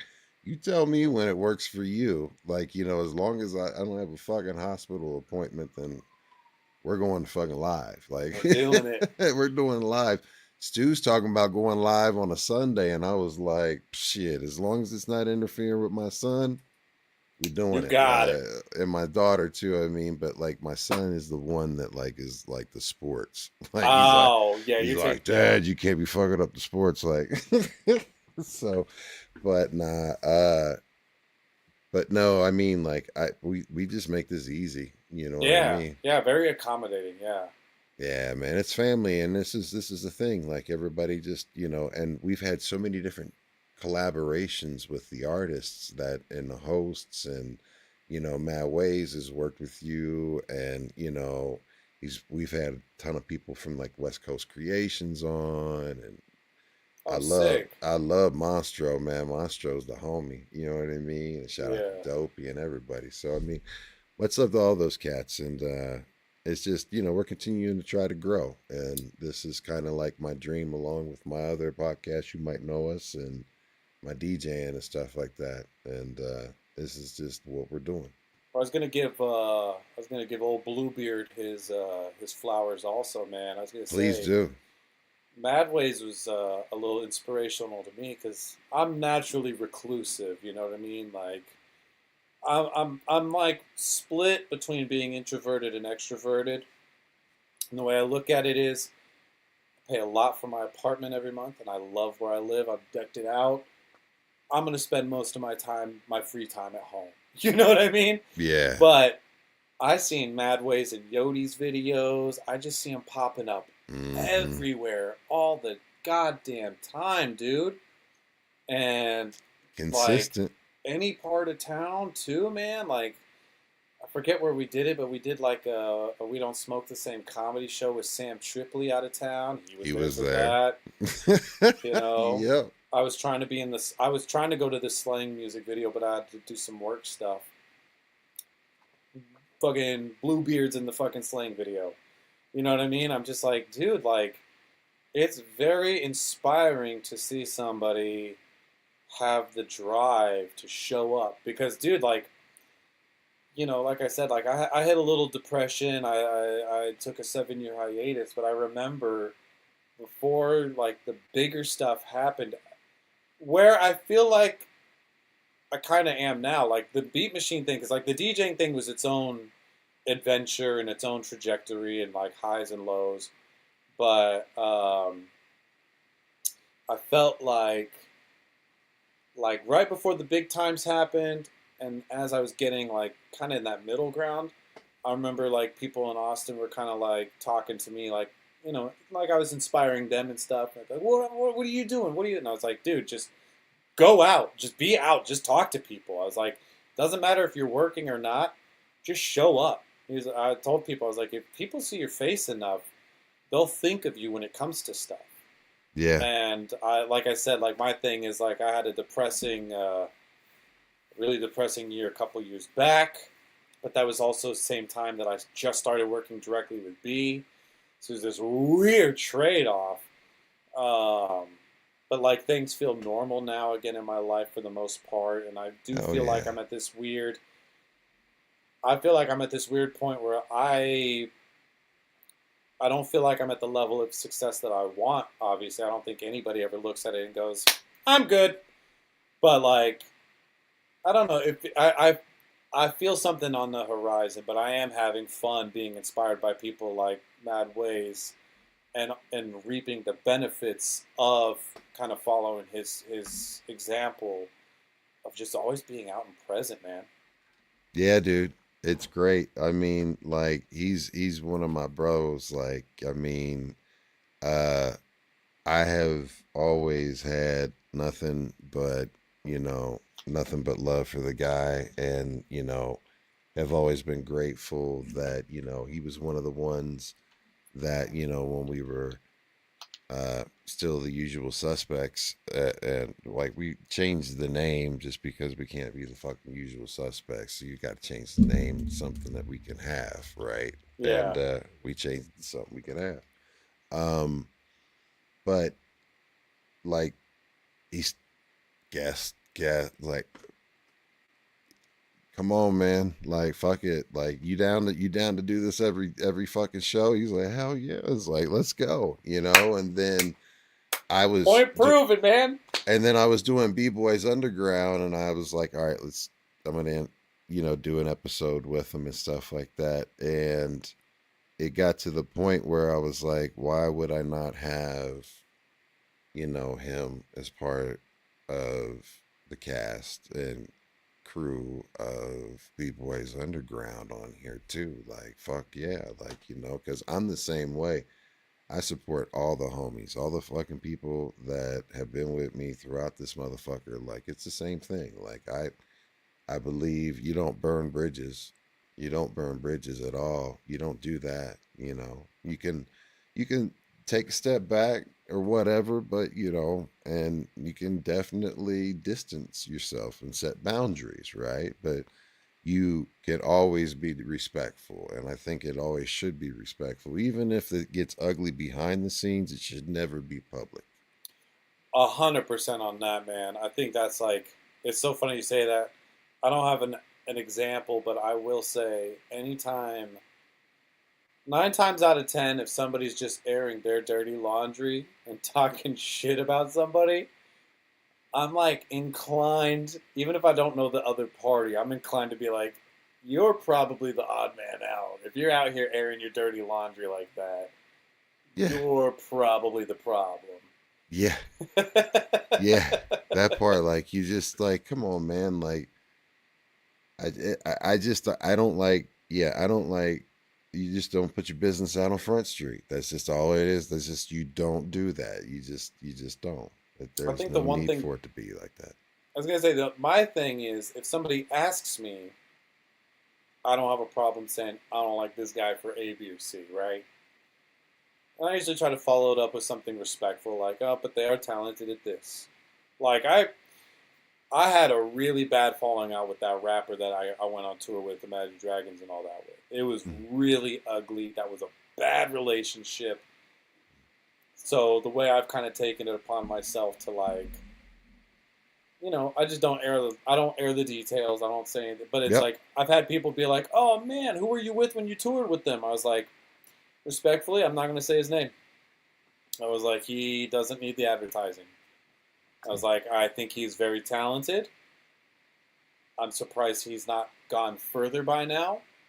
But I think I'm in the right not to like him, but I'm also not here to stir the pot. And that's it.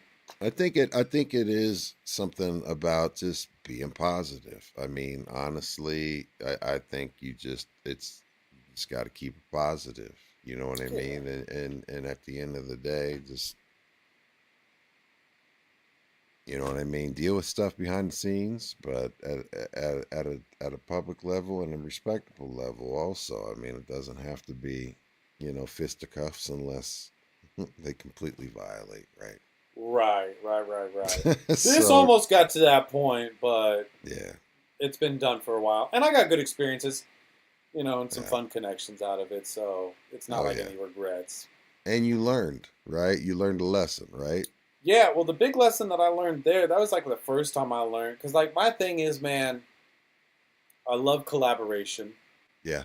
I've always considered myself to be stronger when I work with people on things, and I still feel that I do play well with others. You know what I'm saying? You like connecting with people, and it's the Yeah, connection. Yeah. yeah. It's like I feel my best when I'm dating somebody. I feel my best when I have a project to collaborate with somebody. Yeah. And so, like when I worked for that rapper and all this, that, and the other, I've always kind of like leaned into like a servitude position. You know, I'm like, yo, let me be your DJ. Hmm. Let me do music for your show. Let me do this, that, the other, whatever. And that's been fine. But I will say, man, it's been really rewarding to, you know, to do my own thing. Like the cooking show is a team effort, but I'm the face, and so I do consider that one of those things that scratches both itches. I get to work with people, I get to Yeah. collaborate with people, but I'm the driving product. You know what I mean? Yeah. And I'm not used to that, but I'm really enjoying it. And then same thing with like doing the NPC stuff. Like I have a group. It's me and my rapper friend Bizaire, who's one of the other people that pulled me out and got me playing shows for the first time after Salute to 7 Bizaire years. too. Yeah. Yeah, Bizaire's fire, dude. Yeah. Fucking You've got so I was listening to the tracks with you and him, man. Dope shit too. his And like solo you shit is phenomenal too, man. But and even your Planets oh, thank album, you. like that one, like I went through, I was like, man, like how did that come through too? Like, how did you come up with that? Like, was there a concept behind? I get that, like I want to know, like, how did you like? I cut you off about Bizaire, so I'm so Oh, sorry. Cause we're ADD here, baby. Let's keep it yeah, going. We're so talking about like, planets. all right, so sorry. Because I'm like, I don't want to shit on that because Bizaire's dope as fuck, and like, let's not be I don't. I just like with planets. Oh It's no, the no, you're connection. like I told you from the get go, dude. The train Oh hops the tracks. I'm ready. If no, I but have a point to make, I I, will I'm trying backtrack. to be But professional here, man. So hey. But we're in overtime now, so I love it. I love this shit. So I feel like this is a hang. So, but no, I mean planets. I want to know when you made each of those beats, man, or like when you came up, not just beats, but the projects themselves. it's embarrassing. Uh, Embarrassing. embarrassing. So I I want to hear had this. a really cool concept, and it was to work on two albums at the same time so that they sounded similar, so that if one did well, I had a follow up and I didn't have the sophomore syndrome. You feel me? Mm. And I started that album in 2013. Okay. That and Toonami Wave. I started both of those Okay. in 2013, and essentially I treated it like a bonsai tree. It's like, I would make the thing, and then I put it away, and then I'd revisit it a month or a year later, and I would have learned some new techniques, and I'd be like, oh, let me replace these synthesizers with this new one that I just found that I really like now. Mm-hmm. And so for, 2013 to 2020, so for 7 years, which also was when I took my step back from playing out, performing, and like Mm-hmm. really, like, it was to the point where, like, I remember my feelings got hurt because somebody was like, oh, you do music? And I was like, Mm-hmm. bitch, that's my personality. That's my identity. And you don't know that I make music? Oh, I haven't been playing any shows or uploading anything or being an artist. I've just been doing this at home for myself, making beats. And the Planets was one of those little, like, passion projects that I just kind of, like, would go home and tweak every once in a while. And anyway, during quarantine, I was like, bitch, put it out. Like, we got Yeah. time. So I finished it up and put it out. But Hell yeah. that was... There's this really good Japanese, like, disco artist called, I think it's Mecco, M-E-C-O. Okay. And essentially, he had taken this orchestral composition called The Planets and transcribed everything from orchestral instruments into synthesizers and like other soundscape noises. Everybody has heard some of the songs off of Planets. The most notoriously used one in cinema is Mars, Bringer of War. And that one's the one that's like da da da dun dun dun dun dun da da da dun dun dun dun dun da da da dun dun dun dun dun.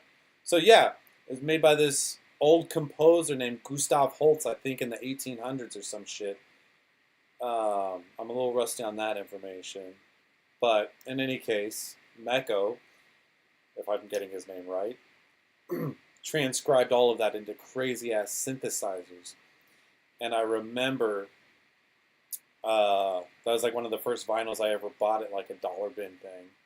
Didn't know what to do with it. And then I, got inspired when I kind of like found out about trap music and some like really, not like that like commercial trap, but like the real grimy shit. I love trapping in Japan. Yeah. That playlist on YouTube, because all of those playlists are like really good, like orchestral or cinematic samples with fire ass drum kits under them. And so I kind of wanted to do the same thing with Planets, and so yeah, I literally, when you're listening to that, I think the opening song, and I think I did a song for Earth and Pluto. Those are the only three that I had to borrow sounds from other songs already in the album. Okay. But the original source material had Mercury, Venus, Mars, Jupiter, the whole gamut from there. And I also remember seeing a thing where Dr. Dre had teased that he was doing a Planets themed album, and I was like, dude, I would bump a Dr. Dre Planets album any day. Hell yeah. So there's part of me that wants to revisit it and do like another version of that. Like, I like space, I like all that shit. Oh, I do too. I mean, that's the one thing that, of course, that no human can really wrap their head around, but yet it still is something I've thought about since I've ever been, yay big. So, music and space. I've been Star Wars and shit, man. Like, You get it.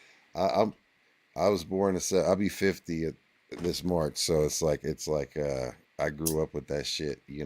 Space was my shit. G.I. Joe, space. Yeah. Yeah. You fucking get it, man. Yeah, even the funk. I loved Parliament, and like even this one right here that I got. Yeah, this is my first edition copy of. Shit. This is the Electric Spanking of War Babies. As I drop it. But that is so hard though. Damn, dude. I played this. I played this shit in the club. Like, this was one of my club. So yeah. That's so hard, dude. Yeah, P-Funk goes. That's Yeah, it's my shit, right? So I love space and all of that shit. So yeah, man. Like, again, that's one of the reasons why I've always liked the West Coast sound too. And more spacey, man. Yeah. Yeah. Right. Yeah. Spacey and shit. Crazier like synthesizers. Yeah, because like when you think like East Coast hip hop, you always think like grimy boom bap, jazz and boom bap, and I love that and that in itself is infectious too, and I have a deep love and appreciation for it too, and and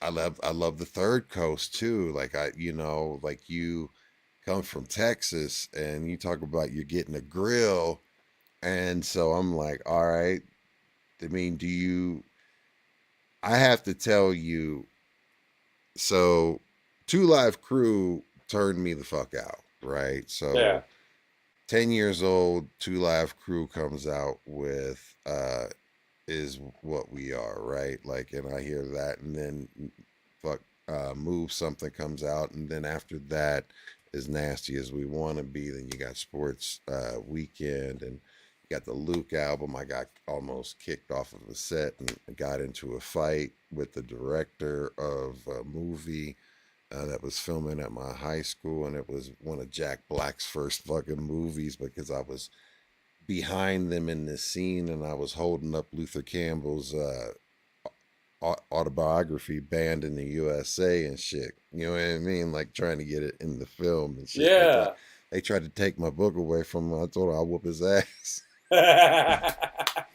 He was like, I'll get you off my set. I don't give a fuck about Do it, bitch. We almost jacked the cha-ching dude. No. Because he was in it too. Because it was a movie about rollerblading. It was called Airborne. Damn, So, I'm gonna look that up. Okay. Yeah, oh my God, it's campy as hell. But it's one of Jack Black's first movies, and then Seth Green. Or no. Oh shit. He was Adult Swim Club, Robot Chicken. Yeah. He was in it. It was one of his first movies. But like before that, he was in commercials, doing like rallies and checkers. Like he did like this cha-ching type. He was like a checkout guy at That's a hamburger so stand. crazy. Crazy shit, right? But that's and the homies were clowning him for that shit too. So it was a crazy movie set. That's to say the that's least. rad. But yeah, man, like it was fun. Like the South, ADHD, right? The South. I have a love for the South, right? So in the 8th grade humor, I'm sorry guys. Here, let's track it back. But the Ghetto Boys. Fuck yeah. So like from the Ghetto Boys, I remember like once I heard the Ghetto Boys, you know, I was just like, God damn. Like anything that rap a lot, and then anything that was associated like out of Texas, and was just like I gravitated towards that. And of course you have UGK. I mean, I love Bun B, and of course rest in peace Pimp C. And I mean, just think about Thugger, like Slim Thug. You got, of course, Paul Wall. I mean, you've got like the whole Screwed and Chopped, like everything and anything that came out of, you know, out of Texas. You guys have like an iconic rap history. We got Right? Beyonce too. Beyonce too, yes. That one, it's funny because I didn't know for the longest time that she was from Houston. That shit cracked me up when I found that out. Yeah, I mean, like I didn't even realize that until you said it, and I was like, oh yeah. It's like, yeah, it is right. That one tripped me out. I was gonna say, man, I actually got stories with Bushwick and Slim Thug, man. Those two were really special for me. Yeah. Like I've done a show with Bun. We did the Winter X Games the same time. That's dope. 2013. That was fun. But Slim Thug was the first big show I played ever. Okay. I was working for my boy Zen, and it was like a frat party. So it was like 500 something people. There's like a foam party. It was really wild. But it's so cool because like we did our show, and for Zen's set, it was like a little ladies' man. So it was just this gaggle of like hot sorority girls up there with us. We finish our set, security comes by and starts ushering all the girls off stage. Like, all right, y'all fuck off. Yeah. And like, I'm starting to like walk off the stage, and Zen just grabs my shoulder and he goes, no. You stay. Go get right there. Just chill out and watch the show. And so I'm on stage while Slim's performing, comes out doing Like a Boss. I got these girls like grabbing on me and shit. It was like my first taste of like, oh man, like I think I like being a performer. Like, hell yeah, Like a Boss, like the hell yeah. yeah. So Like a Boss will always. Oh my god, and it always that motherfucker always knocks. It always knocks. I love that shit. Even with that fucking ratchet bitch yelling on that song, you're it's the motherfucking boss. motherfucking boss. No fucking tell me that shit. Oh man, no, I fucks heavy with that song, and then you know, and Slim Thug was a super cool guy, and then Bushwick Bill. Oh Rest my in God. peace to Bushwick Bill, man. R.I.P. Man. He was a. You want to talk about a class act? That dude. No shit.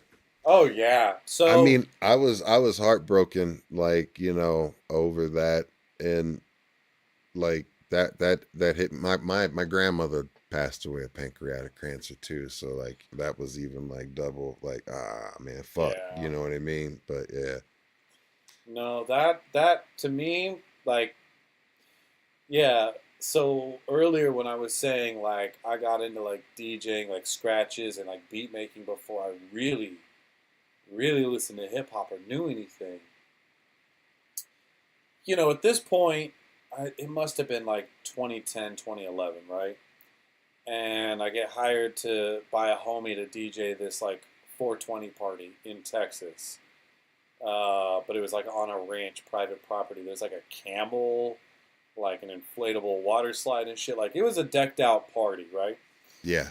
And so they put me in this barn, and I'm DJing, and there's like this like bison head next to me and stuff. I'm like, this party is so fucking sick. Like I'm stoned.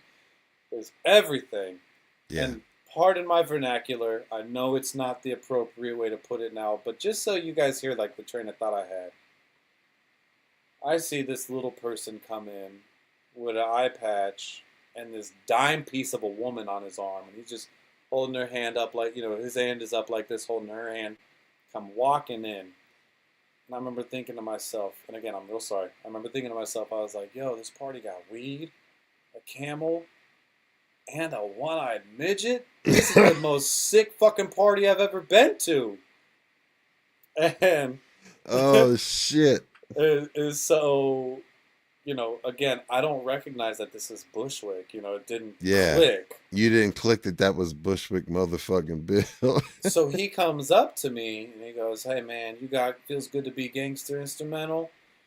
And I go, yeah, homie, I got you. Can you give me like 5 minutes? I'm just in the middle of a mix and I'll work it in. He goes, for sure. So he just kicks back with his lady. I'm like doing my thing. And I think I'm about to do just like a karaoke hand me out. You know what I mean? Yeah, yeah. And so I was like, all right, player, are you ready? He goes, yeah. So I give him a mic and he goes, hey, yo, everybody get the fuck in here. And that barn went from being like a decent amount of people dancing with plenty of room to shoulder packed all the way to the back. Holy shit. And it was at that moment, I remember I dropped the beat and I remember just being like, oh, that's Bushwick Bill. Oh shit. So man, wow. And he was such a pimp. And it's like I said, dude, like, he had every right to have an ego and just be like, nah, fuck you. Put on my beat, son. Like, he could have big timed you like, nah, son. Nah, he could have done that so many different ways, but, he respected that, there is an art with DJing and it is a little bit of a science. And he gave me, there was equal respect, but like, I don't know, man. That's just like, that's one of my favorite stories because it was just like, I was stoned. I was still new to doing all of this, and I was just in awe with such a fun party. Mm-hmm. And like, you were in the moment, man. And you were in the moment. Yeah, dude. And I just remember like, it was as soon as he commanded all those people to come in, I was like, oh fuck that. Did you have like? Did you at that moment also like have like a moment where you were like, oh shit? Did you have like did you just roll with it? How do you mean? Like when you were like, when you think about how you were like, all right, give me a moment, homie. You know what I mean? And then all of a sudden you hear, damn, it feels good to be a gangster. You know what I mean? And you're like, that's Bushwick motherfucking Bill. Like, oh shit. Yeah. I definitely. Did you feel like, oh shit? I didn't feel like I fucked up. I feel that's like. dope. Good for you. Because I would have. I would have been like, I think that because of the way that like I responded to it, yeah, I think I handled it just fine. Because like to me, the way I looked at it was, I was in the middle of doing my job, yeah, And again, like for anybody listening, like DJing is a very specific thing. Like it is a science, it is an art. So like if you're at a party where the DJ's taking requests, you need to be patient. He'll get to it, hopefully, and if he doesn't, it just didn't fit in the mix. But at the end of the day, you got to respect it. Mm-hmm. And so I kind of like DJing, especially having done like a bunch of like frat parties and shit. You know the flow, and you know the pace, and you know where to put the songs where they at, and how to space them out and get Exactly. Yeah. And it was one of those like I can stop the mix, but I also like I had a couple of things queued up that I really wanted to play. There was already people dancing, enjoying it. I wanted them to get the experience that I had already tailored. Yeah. But I also understood I couldn't do the full thing that I was going to do in that moment because I also like wanted to make time for this respectful dude, you know, who Right. came up and showed me a lot of respect when and again, I didn't know who he was in the moment, you know, right then and there. And you know, he could have easily taken offense to me telling him, like, give me a minute. But, Yeah. you know, I think I was polite and he was polite. But it was funny because, you know, he gets everybody in there and it still hasn't registered. I play the song. He's got people doing the hands and whatever. And I remember just being like, because he's right next to me and I was just like in the middle of DJing. I was like, fuck, that's Bushwick fucking Bill. Damn. That's iconic. Yeah. That's an iconic moment, bro. I feel like I always tell people, man, I feel like Homer Simpson. Because when you think about it, Homer's just this everyday jack off, but like friends with the presidents, fucking goes to space. Yeah. Like, what hasn't he done? You know what I mean? Yeah. I feel like, you know, I recognize I'm talented in A, B, and C, but I just feel like my whole life has been just like finding myself in weird ass fucking positions like that, man. Like, yeah. I don't know. Yeah, I got stories for days of just fucking, you know, successful or like entertainment people that I've either like upset or had some sort of like a goofy interaction with. You know, that I don't know, makes for a fun anecdote. That's dope, man. Well, hey, bro. You know, I know we're wrapping up on your hour and everything like that and being respectful of your time. And, you know, on air, you know, again, publicly just want to say, one, thank you for, you know, answering, you know, a random DM from some dude you didn't know and was like, hey, you want to be on my podcast? And you did. And I have nothing but respect for you for that. But two, you're the very first guest that's ever actually agreed to meet up with me a day ahead of time to do a pre-production show to make sure everything technically was set up and ready to go. Oh, damn. And actually took time to perform live on the air. So my hat's off to you, sir. I really do appreciate you've blessed us with just great conversation, and you're a great dude. And I want everybody to know, like, the way this dude seems on air, he's even cooler and even more gracious off air. So hats off to you. I believe in giving you people their flowers, and you have been gracious. Like C- is one of someone that has been an inspiration and been a lifesaver, and I'm very appreciative to call friend. And I always say, like, he's a beautiful soul, and he's just very down to earth and very cool and gracious, and you're the same way, fam. So I appreciate that. Yeah, C- is a gem, dude. Is that how you got B on here? Yeah. B C had, you know, said, I'm gonna get B on here for you, fam. I was like, that's so all right. Sick. And like, you know, I just I didn't sweat him about it or whatever. I knew he would do, you know, and make it work, and it worked for the time that it worked, and it was an honor and a privilege. And, you know, it just, you know, It was a great episode. Oh, well, thank you for that. I Yeah. appreciate that, man. I And I had hope no you. idea that B was a fucking metalhead, dude. Yeah, right. I did because of watching and following and like knowing like, with all the mythology and following the stories and stuff like that. But, it's dope like to know because I grew up listening to all music, right?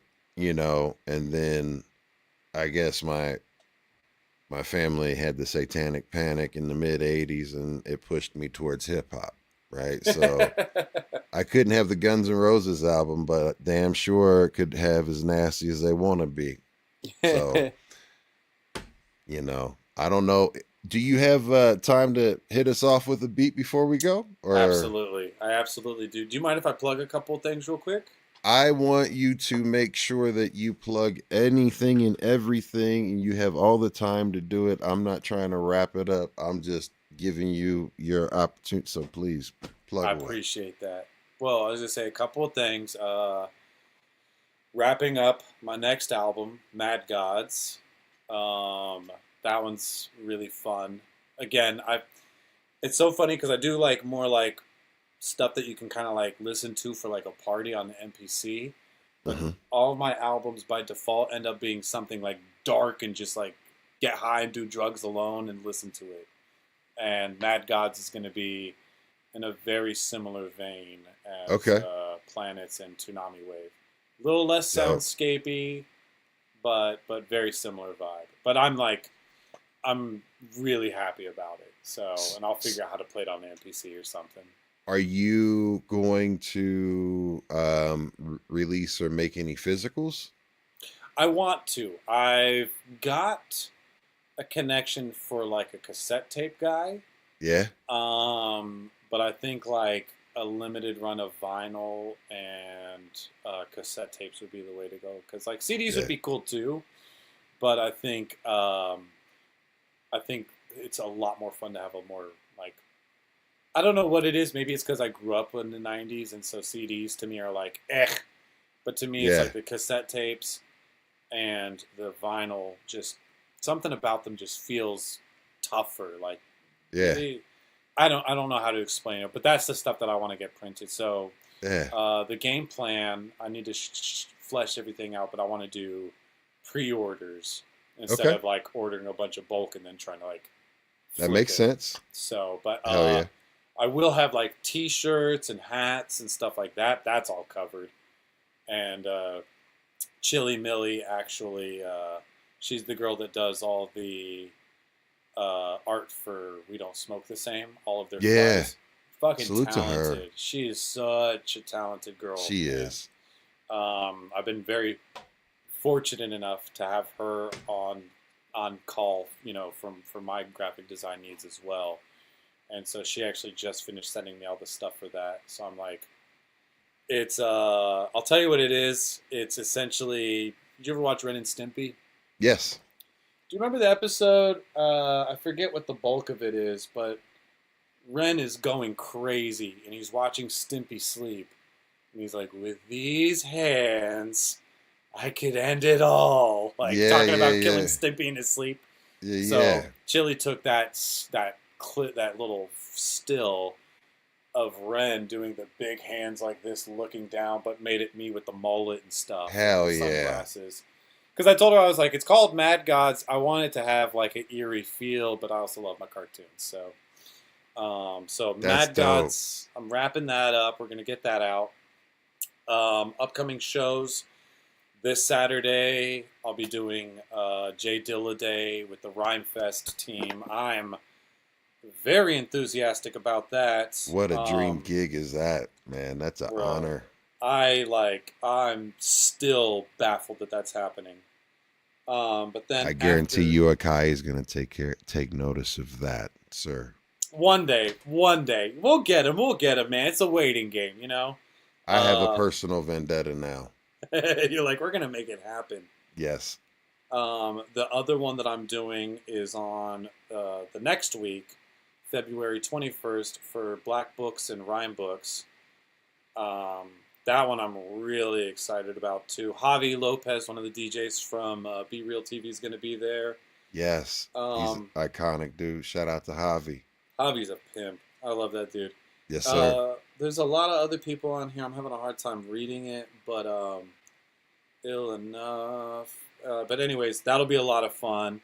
And then a couple of days after that, I'll be doing Digital Debris. And I'm excited about that one because it's like all three of these shows this month kind of have like a special place for me. Like the Dilla Day is obviously like Jesus Christ. Yeah, dude. That one is like very reaffirming that I'm doing the right thing, and like that to me is like a home run. Hell yeah. The Black Books and Rhyme Books show, that one's exciting because they reached out to me, and like Coyotes played that one before and stuff like that. So, you know, I appreciate Bear for reaching out to me about that and booking me for that one. So it's like, that's one that makes me feel like, okay, people are seeking me out now. That feels good. And then the one at Digital Debris on Figueroa on the 23rd, that's with all of the homies that I've made in the beat community. So it's like Duck Girl, she's fucking insane. Kel 404, Divine Flows, Bomb Chemist. Fanran's flying out from, I think it's West Virginia. Mm-hmm. Johnny Six, who's throwing it. He just moved here like 4 or 5 months ago, and he hit the ground running and is killing it. Afro D and Gage B, who are both like do their own thing, but also do albums together, kind of like Blue in Exile. So it's just one of those things, man. Like whatever show you can come to this month, all of them, I'm going to be doing my thing. But just know that every single one is going to be special to me individually for different reasons and a lot of fun. And then the one that I'm not promoting just yet, but I'm extremely excited about, is I'm going to be holding down the majority of the night for the Coyotes album release party for the Static Selecta album.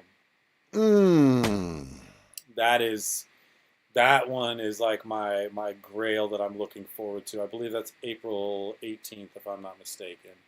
Man, much love to you and congrats on that, fam. That one was exciting, man. I was telling Mike, I was like, bro, like, I think I'm at a point where I'm ready to start, like, not asking for favors, but asking for opportunities from people that I didn't feel confident about doing that. How do you think I should go about asking the Yotis to do it? And he was like, oh, text Doughboy. He'll get back to you when he can, but yeah, text Doughboy. That'll be the guy that like tells you where you can fit in. And I'm telling you, I got off the phone with Mike. I texted Doughboy, and I was like, "Hey, man, I know Yotis are doing the album release party for the stuff with Static and whatever. Is there any way that I could like get down and do a set?" And he goes, "Of course, your family. You'll do an opening set for the guys." And then I'll also have you play in between all the other artists and whatever, so you can get some like shine throughout the whole night. Hell yeah, fam. It's like, dude, fuck off. That's crazy, dude. So yeah, just ask, man. Get out there, guys. Just ask. Somebody just told me, it's not rejection, it's redirection, and life has redirected me enough to the point where now I think I'm finally in a river that's flowing in a way that's conducive to what I want to do, and people can see me swimming, and they want to swim with me. So like I'll be 100%. That's beautiful, and it echoes something that was said to me this week by my therapist, and it wasn't said, but the way that I attributed it. And one of my favorite and all-time number one MCs, like in dream interviews that I put up there with Be Real, right? Like his Scarface, one Brad, Mr. Jordan. Oh, Scarface, man. right? And when his song, The Wall, right? Do you know the song The Wall? Off of his Mr. Scarface. Yeah, like the world is yours. But she said that basically you're the one that puts up the wall, or the wall was put up there for you and it was assigned to you, right? But you pretty much choose that wall to still be there, right? And it's like you're the one that chooses to either let that wall be there or just tear the motherfucker down. Dude, yeah. It's not easy, man, but like you got the fact that you got B on here, man, that's so impressive. Like Well, B I hope he had a good time, and I hope I did justice. I hope I did justice I because I think you mean, did, man. Well, I was gonna say like having experienced being around him just like in a more casual setting and stuff like that, as well as like a professional, like a that's one of the most sincere like people on that level I've ever met. And B, just watching the interview, man, like I could tell he was having fun. Like he was, like I said, I learned shit that I had no idea, man. gotcha. Like, I knew that he got into some like hood stuff, but I didn't know that he was like at that deep of a crossroad. I didn't know that he was like a metal fan and that he just Yeah. liked writing poetry and somebody just like started talking to him about doing it on beat and stuff like that. Like, that is crazy. I also didn't Yeah. realize how far back him and Mello went, dude. You know what I mean? Like, Right. Think about it. Like I mean, Mello, I've had Mello on, and that's another super nice dude, man. he is such a nice dude. And like, he was having some equipment issues, and like, I want to have him back on. And, I know he kind of got frustrated with the situation because the interview was like the phone kept cutting off and stuff like Ah, that. And I was like, oh man, you know what I mean? And like, I don't like that's something I get out of my head. Like, I don't care about talking about the shit publicly, because again, I'm vulnerable, yeah. and it is what it is. But getting out of my head, like, I gotta get the just to say, like, what's up, man? Like, would you mind?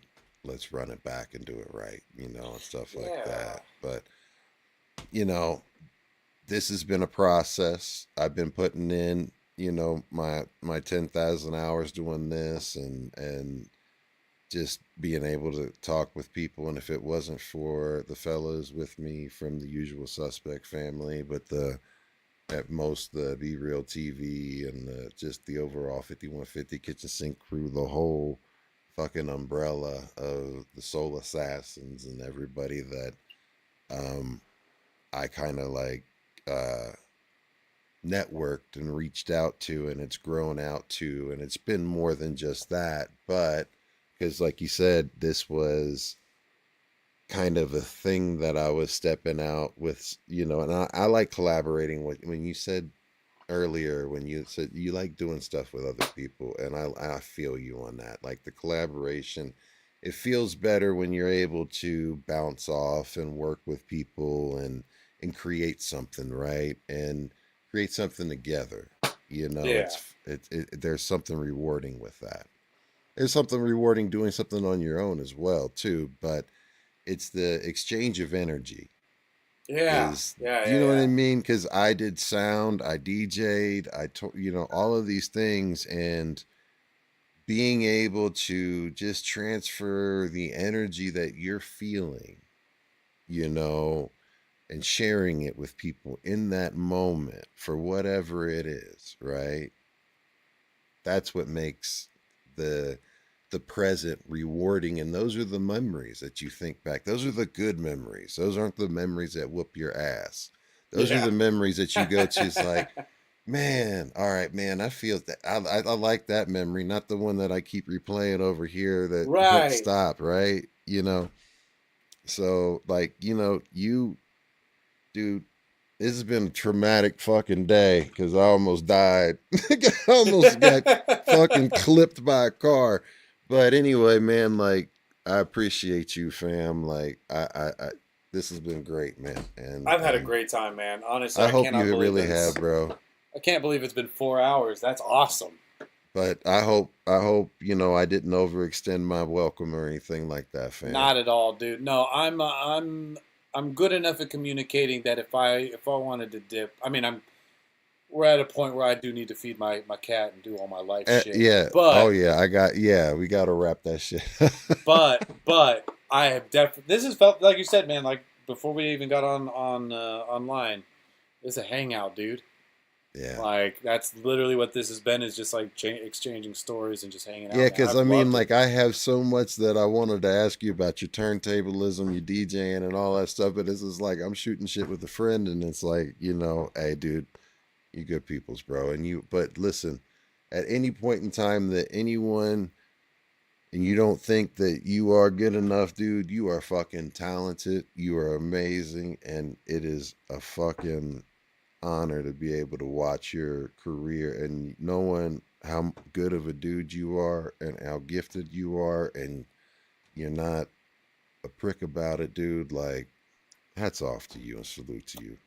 Thank you, man. Well, and same, dude. I was gonna say, well, I would love to come back beginning of April or something like that. We could You're get some welcome. of those other questions, and it'd be closer to the Coyote thing, so I could plug that a little bit too. Bro, listen, you got my text. Like, whenever you fucking want to come on, whenever it is, I say the word, say less, fam, and we got a date locked.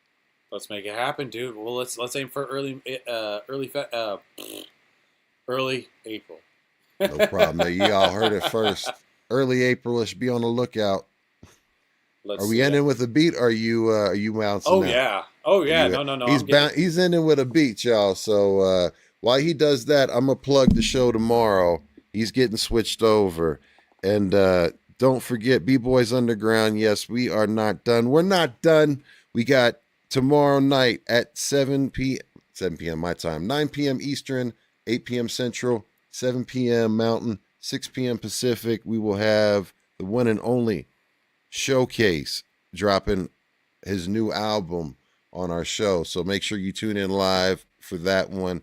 We got Rock Samson. Let's roll it. Let's go. Let me get this all queued up. And switching my input. I gotta announce all this shit. You don't have to. Keep it positive. Keep it pushing. Keep persevering. Stay positive. Be blessed. Peace, y'all. Split that. Let's go.